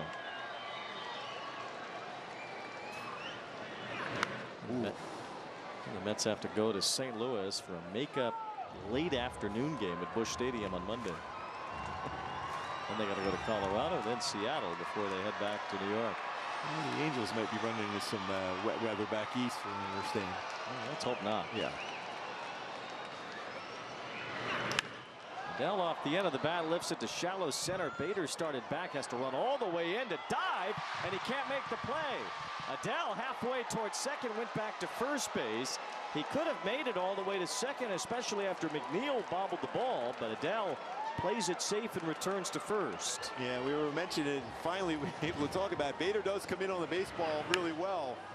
Takes a step back and then comes in.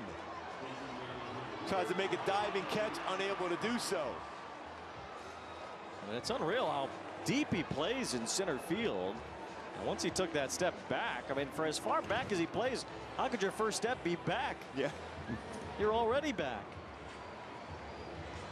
I would almost take a shot now if I'm Joe Adell. If you didn't get the second there, you might as well try to steal a bag. Yeah, good idea, especially with Ottavino, who's had all sorts of trouble holding runners in his career. And he's got that long throwing motion, so the times at the plate, he's about 1.45, 1.5 to the plate. So you have a shot. That's after he's worked on it a lot to even get quicker and hold runners better. I think Adell would take off. It's kind of a no-brainer spot to run. Now he will run because of a wild pitch. And Adell's at second base. Now you let Matt Thaiss swing the bat here. If you're Joe Adell, you're in scoring position. Slightly overthrew that fastball. It's a big add-on run here, especially with that, like you mentioned, Wayne, the order they got coming up here in the top of the ninth for the Mets.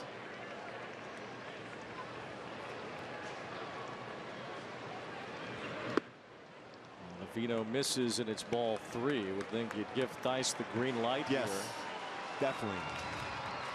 Guillorme's on deck. Angels trying to at least get one more to help Ben Joyce along in the ninth. And Ottavino wanted no part of Thaiss after that wild pitch. Going down to the bullpen, looks like now. Adam Ottavino can't get through this inning. Danny Young is up in the Mets bullpen, and he'll face the left-handed batting Guillorme.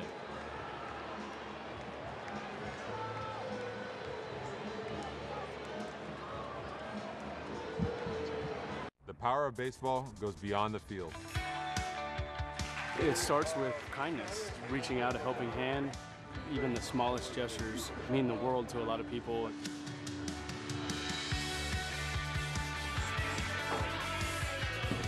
Stand up to cancer. Together. Together. Together. Together.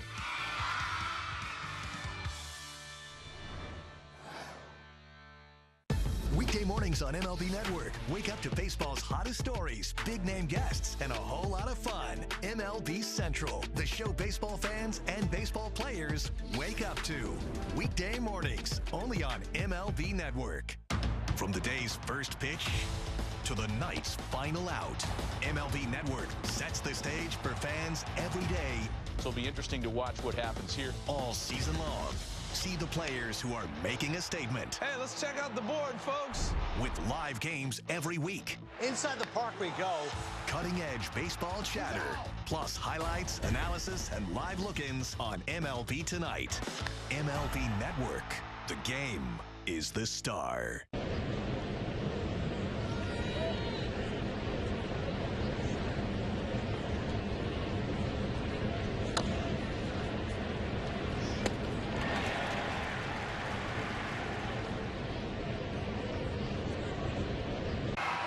Experience the excitement of Angels baseball with a group of 20 or more and get tickets starting at $11 per seat. Call 888-796-HALO or visit angels.com/groups for more details.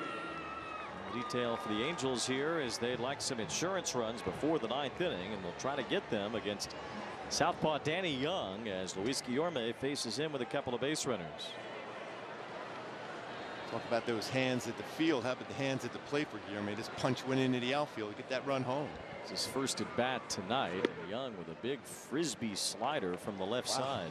That's tough to stay in there for a left-handed batter. Wow. That started almost around behind him. Got the strike zone by a lot. Balls and a strike. And it's 1-1 now on Guillorme. Young has pitched in 20 games for the Mets this year. That's by far his most big league action. A little bit of time with Seattle and Atlanta. Another guy that the Mets are just hoping can get some outs. He's 30 years old with very little big league experience. Guillorme lines it, but right at Alonso to win the inning.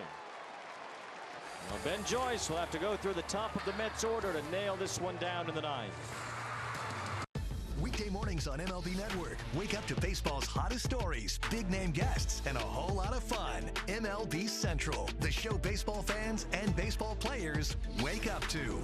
Weekday mornings, only on MLB Network. Since its inception, the Boys and Girls Clubs have been more than a fun place for kids to go after school. For some, it's been a second home where they can learn, play, and grow. Thanks to the partnership between Major League Baseball and Boys and Girls Clubs, children of all backgrounds have access to safe spaces. All right, let's go take a selfie. MLB Together and the Boys and Girls Clubs of America, empowering children and building futures. Bring it in. Pete Alonso, franchise cornerstone, homegrown Met. That's the guy you want to build your team around. You know, Pete has turned into such an intelligent hitter. If you hit it, it goes, that's for sure. Oh, man, Pete got a hold of one. There's not many guys who can do what he does from an offensive standpoint. It's out of here, and the Mets win it! Into the second deck! That ball was tattooed. Polar Bear's a ribby machine.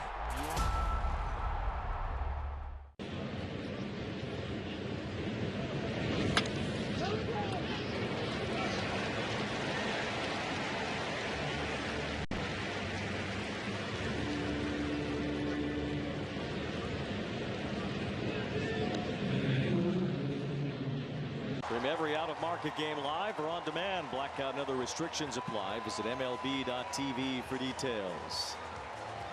Fasten your seatbelts for this ninth inning. Ben Joyce looking for his first major league save. We'll go through Lindor, Nimmo, Martinez, and possibly Alonso to try to get it. That stuff he has, that splinker has been the difference maker for him. Also, he's got that really good slider. A one-run lead. Ben Joyce against Francisco Lindor. Swing and a miss. Good spot there. Good sink. Good run on that splinker. Lindor wanted a timeout right away after seeing that first splinker. Emmanuel Clase was named American League Reliever of the Month today for the month of July. Joyce had a real say in it as Lindor lifts a fly ball to left field. It's easy for Taylor Ward. And there's one out here in the top of the ninth. Good spot there. Get that first out, especially with that power and speed of Lindor. If Joyce had been closing games in July, he probably would have been the reliever of the month. He didn't give up any runs. Clase at least allowed one. Here's Brandon Nimmo, who's walked and scored. He's also doubled tonight. Strike one, 99 on the edge from Joyce.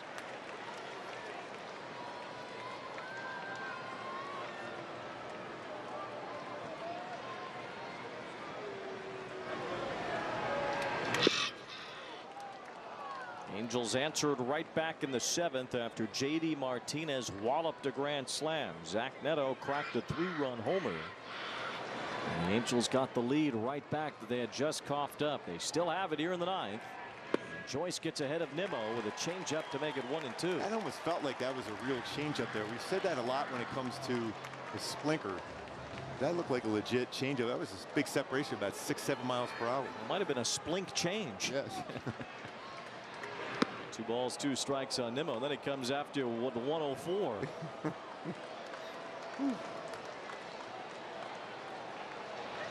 J.D. Martinez on deck. 2 balls, 2 strikes on Brandon Nimmo.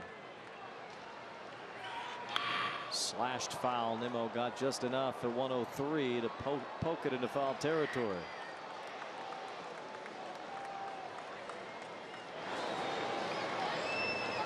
Quite a ball game here tonight at Angel Stadium, and the Halos trying to secure a victory against a Mets team that badly needs them for a playoff spot. Nimmo with a little bouncer, tough play. Nimmo runs well. Netto bare hand throw. It's in time. What a play by Netto! Incredible play. On the bare hand, big moment play. And they're going to check it. Why not? You might as well. New York is challenging the out call first base. Let's see the replay. Netto with the bare hand, the quick throw. Nimmo with good speed. It's close. He's out. Oh, it's close. But he's got foot's not quite down when that ball's in the glove. And the call on the field is out. That's the important part, especially. You need enough evidence to overturn it. And I'm not sure there's enough there. Looked like he didn't get his foot quite down when the ball's in the glove. There, the ball is in the nestled part of the mitt, and I don't think the foot's down either. No. Or he's just getting on top of it. It's very close. Yeah, he's out on that one. With the call on the field being out, that should be the result here. But what a play that was. Just talking with Zach Netto just a couple days ago about those plays he's worked on with Ron Washington and Ryan Goins. After review, the call on the field stands. The runner is out. What a play. Zach Netto, 9 defensive runs saved this season, making that play. Ben Joyce now he's got to regroup against one of the best hitters in the game right now. J.D. Martinez had a grand slam in the top of the 7th. The Angels got 3 of them back in the bottom half. And there's strike 1 on a fastball at 104 to Martinez. Lots of power right here. Joyce, Martinez with the game on the line. 2 out in the 9th. And a foul back on a big cut. And a big hack at that one. I was right down the heart of the plate. Woo! Buckle your seatbelts, everybody. And now everybody on their feet here at Angel Stadium. Ben Joyce trying to lock down his first major league save. What a game this has been here at the Big A. And now it's gotten so loud, Joyce can't hear the pitch come. It says throw really hard and by him. Well, he's thrown him 2 fastballs here. He hasn't showed him the splinker yet. He's got a little slider too. He could yes, throw. He does. What you don't want is Alonso up with a chance to give the Mets the lead. Yeah, he can bat tomorrow. No balls, 2 strikes on J.D. Martinez. Swing and a miss, strike 3. Say goodnight to the Mets. Ben Joyce's fastest pitch yet. 104.7, blow by Martinez for his first major league save, and the Angels beat the Mets in a great game, 5-4. Did that say 104.7? Wow! I loved his reaction. The volunteer fireman fires a fastball by a great hitter. First career major league save. What a moment. Where he was in spring, where he is now, Ben Joyce. Wow. What a game. Now the young kids delighted tonight. The Toyota players of the game. Zach Netto, his go-ahead 3-run homer, moving up to the 2nd spot in the order. He had 4 RBIs, and Ben Joyce gets the final 4 outs for his first major league save. This was as fun of a game as we've seen all year. And the battle in this team, especially after J.D. Martinez gives the Mets the lead. Zach Netto says no. Big Papa went 3-run blast. Well, it's the first of what the Angels hope are many major league saves for Ben Joyce, but he wouldn't have been in that position if it weren't for Zach Netto's 3-run homer, and Netto is standing by with Carlin Bay. What better way to answer a Mets grand slam with a 3-run home run of your own that took the lead for this Angels team, resulting in the win. Zach, how'd you get it done tonight? Not trying to do too much. I was just trying to find my own pitch, and 3-2, just trying to battle up there, and I was able to get a pitch that out over and do some damage. there's a really young top of the batting order now. You taking over that number 2 spot. Ron Washington said, you know, you came to him, you said, I can do this. How does it feel to be able to have you guys prove it, that you guys can do what you say? I mean, yeah, I came to him the night before and I said, hey, man, like, I think I feel pretty good at the 2 spot. And it was just a matter of him trusting me. You know, I trust him to, you know, put the best lineup out there, and, you know, him putting me in the 2 spot was a different game for us, and, you know, me able to come through like that for the team, it was awesome. We're getting stuff thrown at us right now by the boys. Clearly impressed with your play. Defensively, though, that bare hand catch, trying to help protect Ben Joyce's first career save. I mean, how electric is that for him, for you guys to be able to end on a high note tonight? Yeah, you know, he's grinding his ass off out there. You know, he came in the 8th inning in a big situation, so to be able to do it for him, you know, be able to, you know, fast runner at the plate, so I had to be quick and, you know, was able to get a good grab on the ball and throw it over there as fast as I can. And thankfully for Nolan, be able to stretch out there, you know, it was a big-time play. All right, keep it going, Zach. Thanks for doing this. Congrats on the win. Thank you, guys. No, we're all just growing up. Yes. The kids are all right. The halo will shine brightly tonight. Maybe not as brightly as Ben Joyce's fastball did to end the game. Wow. 104.7. Say goodnight to J.D. Martinez. 5-4. The Angels win a fun one here at the Big A. We'll be back to wrap it up.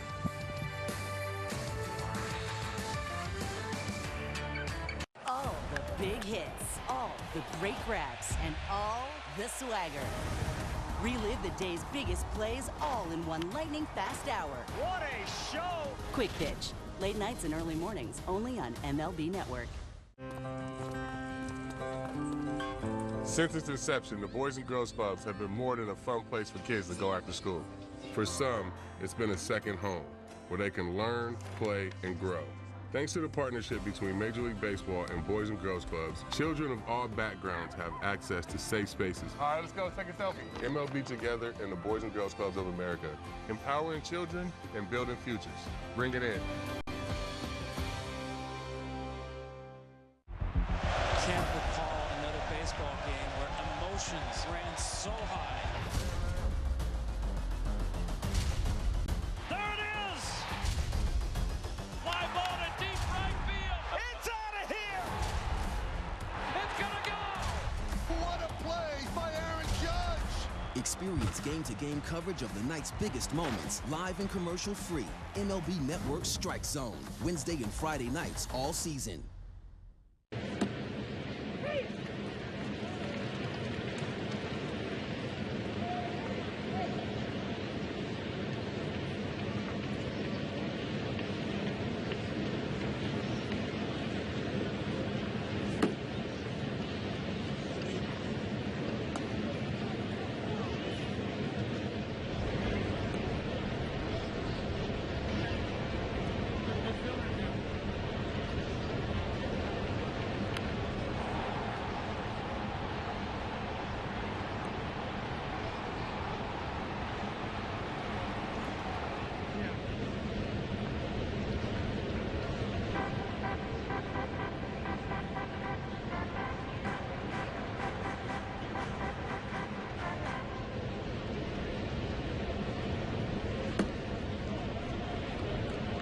For the series win here tomorrow.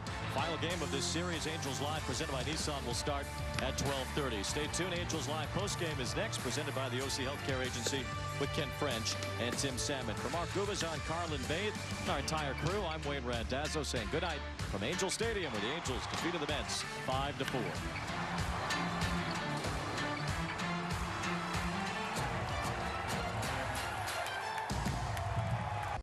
Weekday mornings on MLB Network. Wake up to baseball's hottest stories, big-name guests, and a whole lot of fun. MLB Central, the show baseball fans and baseball players wake up to. Weekday mornings, only on MLB Network. Bobby Wood Jr. is an absolute superstar in the making. I've never seen anything like him. He's one of the best players in baseball. Highlight reel play, Bobby Wood Jr. That's why we call him Bobby Baseball. He is a generational talent. I want to win a World Series. I want to do it in Kansas City. This guy is the cream of the crop right now. Sensational again. It is crazy, wiry, athletic pop that's only going to get better. The power of baseball goes beyond the field. It starts with kindness, reaching out a helping hand. Even the smallest gestures mean the world to a lot of people.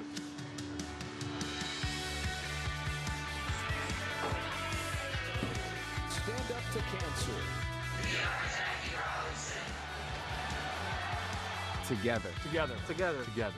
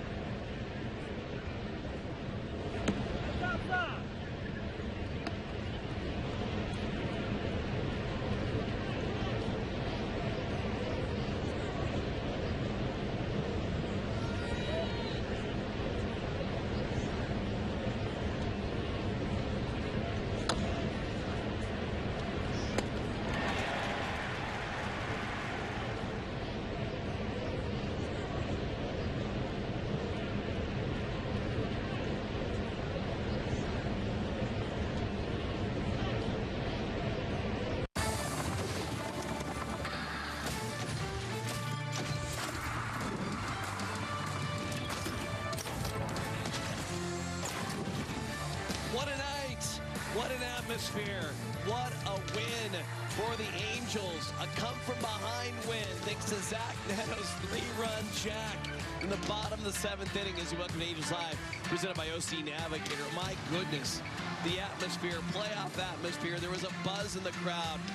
New York fans, they were in a frenzy after a grand slam, but the Angels would answer and they would win by the final of 5-4. What a fun one here tonight. And you know, let's start with Zach Netto. He goes into Ron Washington's office, says, you know what, Skip, I should be batting second. How about following it up with a career high 4 RBI night? He backed it up. I'll tell you what, this was probably, hands down, it's the best game I've seen this year. It was exciting. Wow. I mean, if you want to see great pitching, you want to see great defense, you want to see timely clutch hitting. Yes. This had it all for you tonight. This was an unbelievable game. Yeah, you talk the talk, but he walked the walk here tonight. Let's talk about Zach Netto, the young shortstop, getting it done. Of course, as Tim mentioned, he had an incredible night in the field, but his bat spoke the loudest on this firework Saturday night here at the Big A. Let's get things started at the bottom of the 5th inning. Zach Netto coming up with 2 outs and a huge single right here. Huge single. I mean, we talk about his hitting. I mean, he's a clutch hitter. He really rises to the occasion. That's a unique character trait that is really special to see in this young player. But he comes up, not only backs it up with a single that one time, he comes up with an 8-pitch at bat right here. This was phenomenal. What an at bat. The pitches he was fouling off were all up on the inner part of the plate. He was fouling them off, and he just waited him out, and he got a cutter that came out over the plate, took care of it. He counted for 4 RBIs, but, you know, he actually scored the first run of the game as well. He was in on every scoring opportunity for the Angels tonight, and I tell you what, that is what you call backing up the talk. You walk into the manager's office and you say, put me in the 2-hole, and you respond like that, you might just find yourself in the 2-hole the rest of the year. How can you not get excited about that performance here tonight? Let's move to the bullpen. The young guys certainly were front and center. Ben Joyce had to come into the 8th inning, get it out. Ron Washington sent him back out there for his first career save. Yeah, that was fascinating, too, to see. I mean, it's been tough on the bullpen this homestand a little bit. You know, we talked about how great they've been, but you knew at some point there was going to be some bumps in the road. But tonight, Ben Joyce got his first opportunity to close out a game. 4-pitch, 4-batter. You know, safe situation here for him. Did a fantastic job in the 8th, getting a broken bat out. And then, of course, Lindor flying out right there, getting that first out. That's always the biggest one. And this right, a little chopper. Watch I mean, this is Netto. I mean, Netto had the best night of his career almost. I mean, to this point, it's the best night of his career. Amazing. That play right there, I mean, in the situation, the intensity of the game, top of the lineup, if that runner gets on, you're just not sure if it might, you know, change the balance of the game. But he did a fantastic job on that play right there, getting it. Had to go to review, but it was upheld.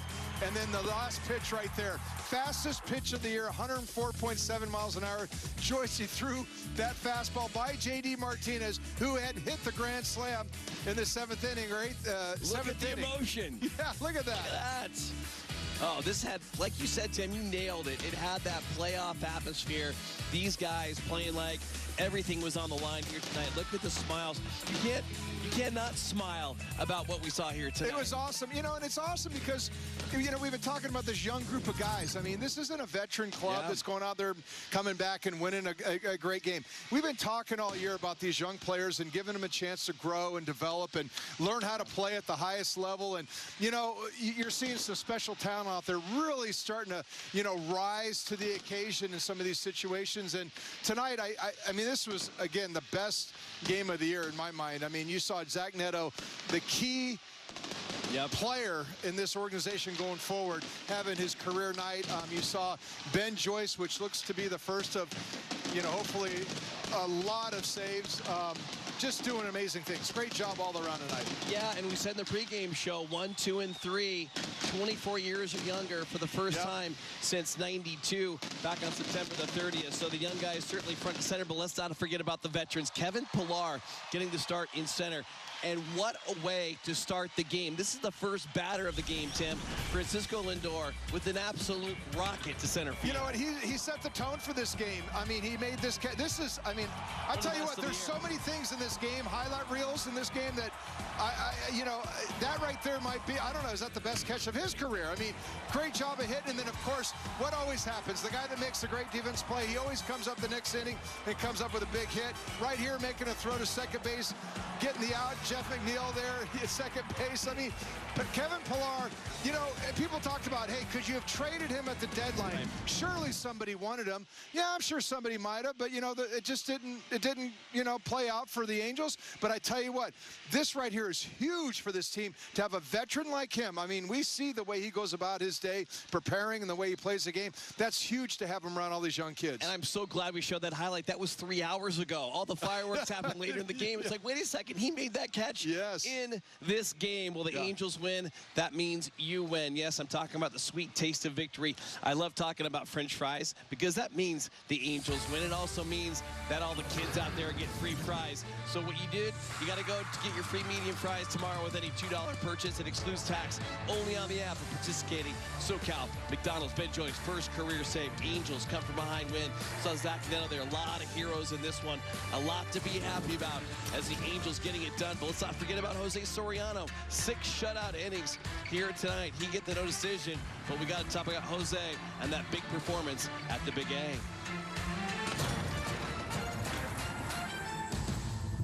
From the day's first pitch to the night's final out, MLB Network sets the stage for fans every day.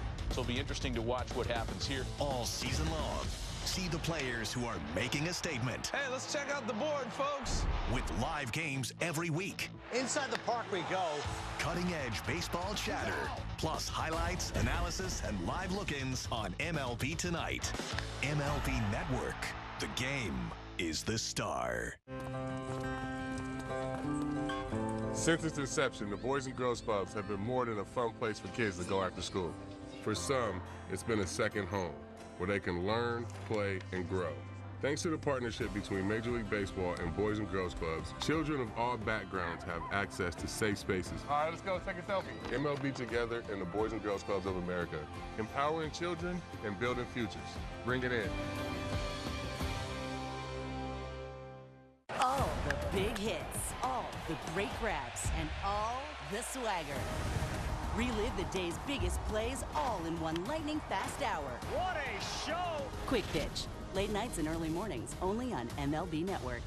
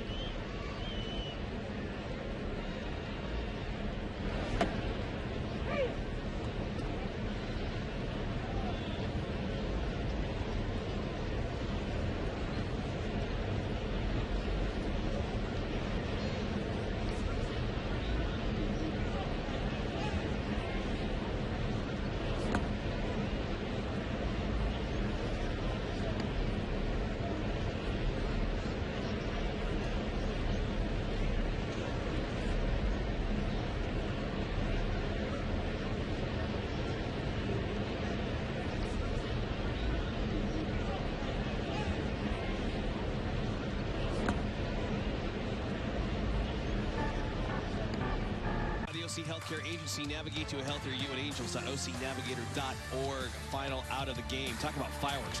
104.7 miles an hour. Ben Joyce, you have a lot to scream about. That's your first career save as the Angels come from behind and take down the Mets by a final of 5-4 and even up this 3-game weekend series with a chance to take the series tomorrow afternoon right here at the Big A. Let's talk about Jose Soriano. Let's not lose him in the dramatics here tonight, Tim. 6 shutout innings, 5 hits, 6 Ks on the night. He was absolutely dominant on the mound. He was dominant, and, you know, we talked about his last start, you know, getting roughed up in 2 innings, 2 and a third inning, whatever of work. But, you know, it was the defense that let him down that game, didn't give him a chance to really work out of stuff. Tonight, he pitched 6 innings, but let me tell you what, he only had 2 clean innings. He was pitching with some traffic out there, but nonetheless, he still dominated. I think that was this was a great game for him to pitch with some traffic out there, to prove to himself after that last outing, I can go out there and find my way and get myself out of these situations.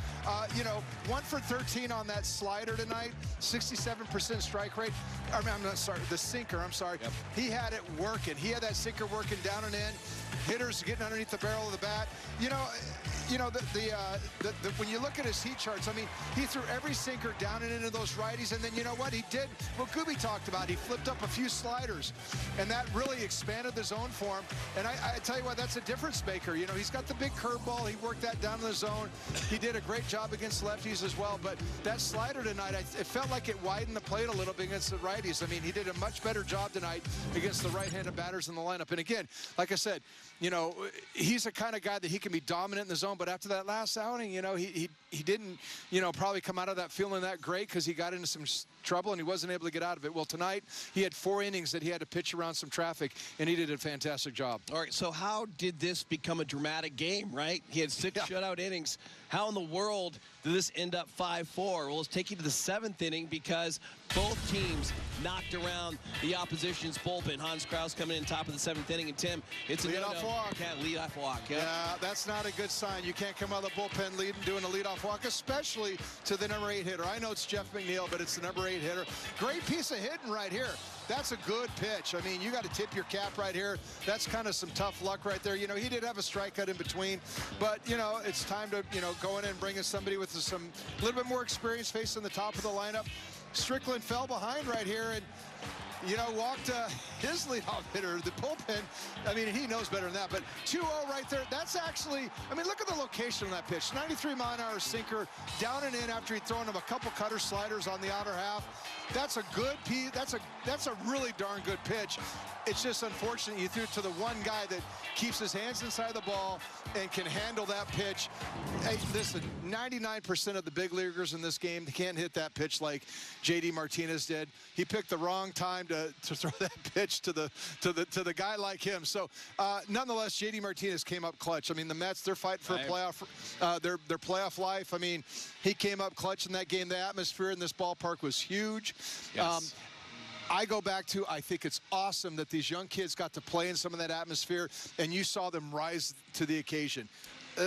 This could be a watershed moment for these guys. I mean, said that off camera. I really believe this whole season's been building. They've been progressing, getting better every night. And tonight, look what they did. They came back and won a dramatic fashion, played an outstanding game, went toe-to-toe with the New York Mets. J.D. Martinez, by the way, hit his 10th career Grand Slam here tonight. That is 3rd on the active list of players playing right now. You got Manny Machado at 12, Giancarlo Stanton at 11. So hopefully he can hit as many as he wants. Just don't do it against the Angels. Yeah, wait till after tomorrow.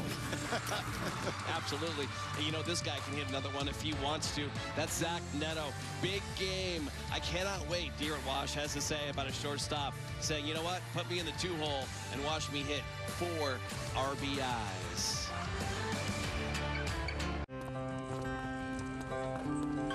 Since its inception, the Boys and Girls Clubs have been more than a fun place for kids to go after school. For some, it's been a second home, where they can learn, play, and grow. Thanks to the partnership between Major League Baseball and Boys and Girls Clubs, children of all backgrounds have access to safe spaces. All right, let's go take a selfie. MLB Together and the Boys and Girls Clubs of America, empowering children and building futures. Bring it in. Adrian Beltre. And there it is, number 3,000. Todd Helton. Joe Mauer. Oh, What a play by Mauer. And Jim Leland. He's the best! He's the best! Each had their own journey, but now their paths converge at the entrance to baseball immortality in Cooperstown, New York. The 2024 Hall of Fame induction ceremony, Sunday, July 21st on MLB Network. Weekdays on MLB Network. Get fired up for heated baseball talk as Christopher Mad Dog Russo barks about all the big stories from around the commentary from Alana Rizzo. High Heat with Christopher Russo. Weekdays only on MLB Network.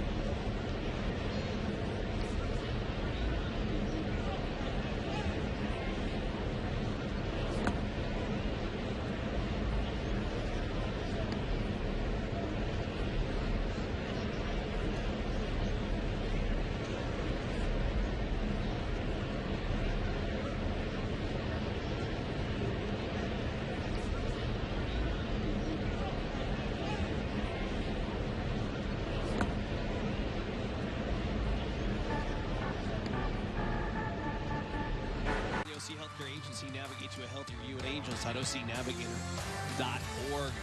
Oh, yeah. A lot of emotion here at the Big A here tonight. Zach Netto stepping into the spotlight. A career-high 4 RBIs, including the game-winning 3-run jack. Angels come from behind to take down the Mets by a final of 5-4. Here's what's on tap for your Halos for the next 2 weeks. It's all about a New York minute. Finish up with the Mets, then they head to the Bronx. I know. How about that? Yeah, the schedule, Washington, it's only going to get tougher right here. I mean, I think, you're playing the Yankees on the road, Washington on the road. I mean, obviously, they're much improved this year.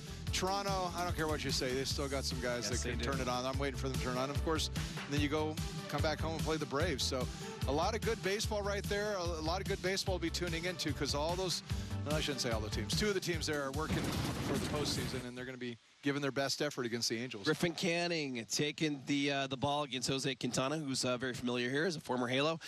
Should be interesting, though. And I love what you said, that watershed moment. You got to take that energy, and you got to bring it into the game tomorrow here. Well, you know what?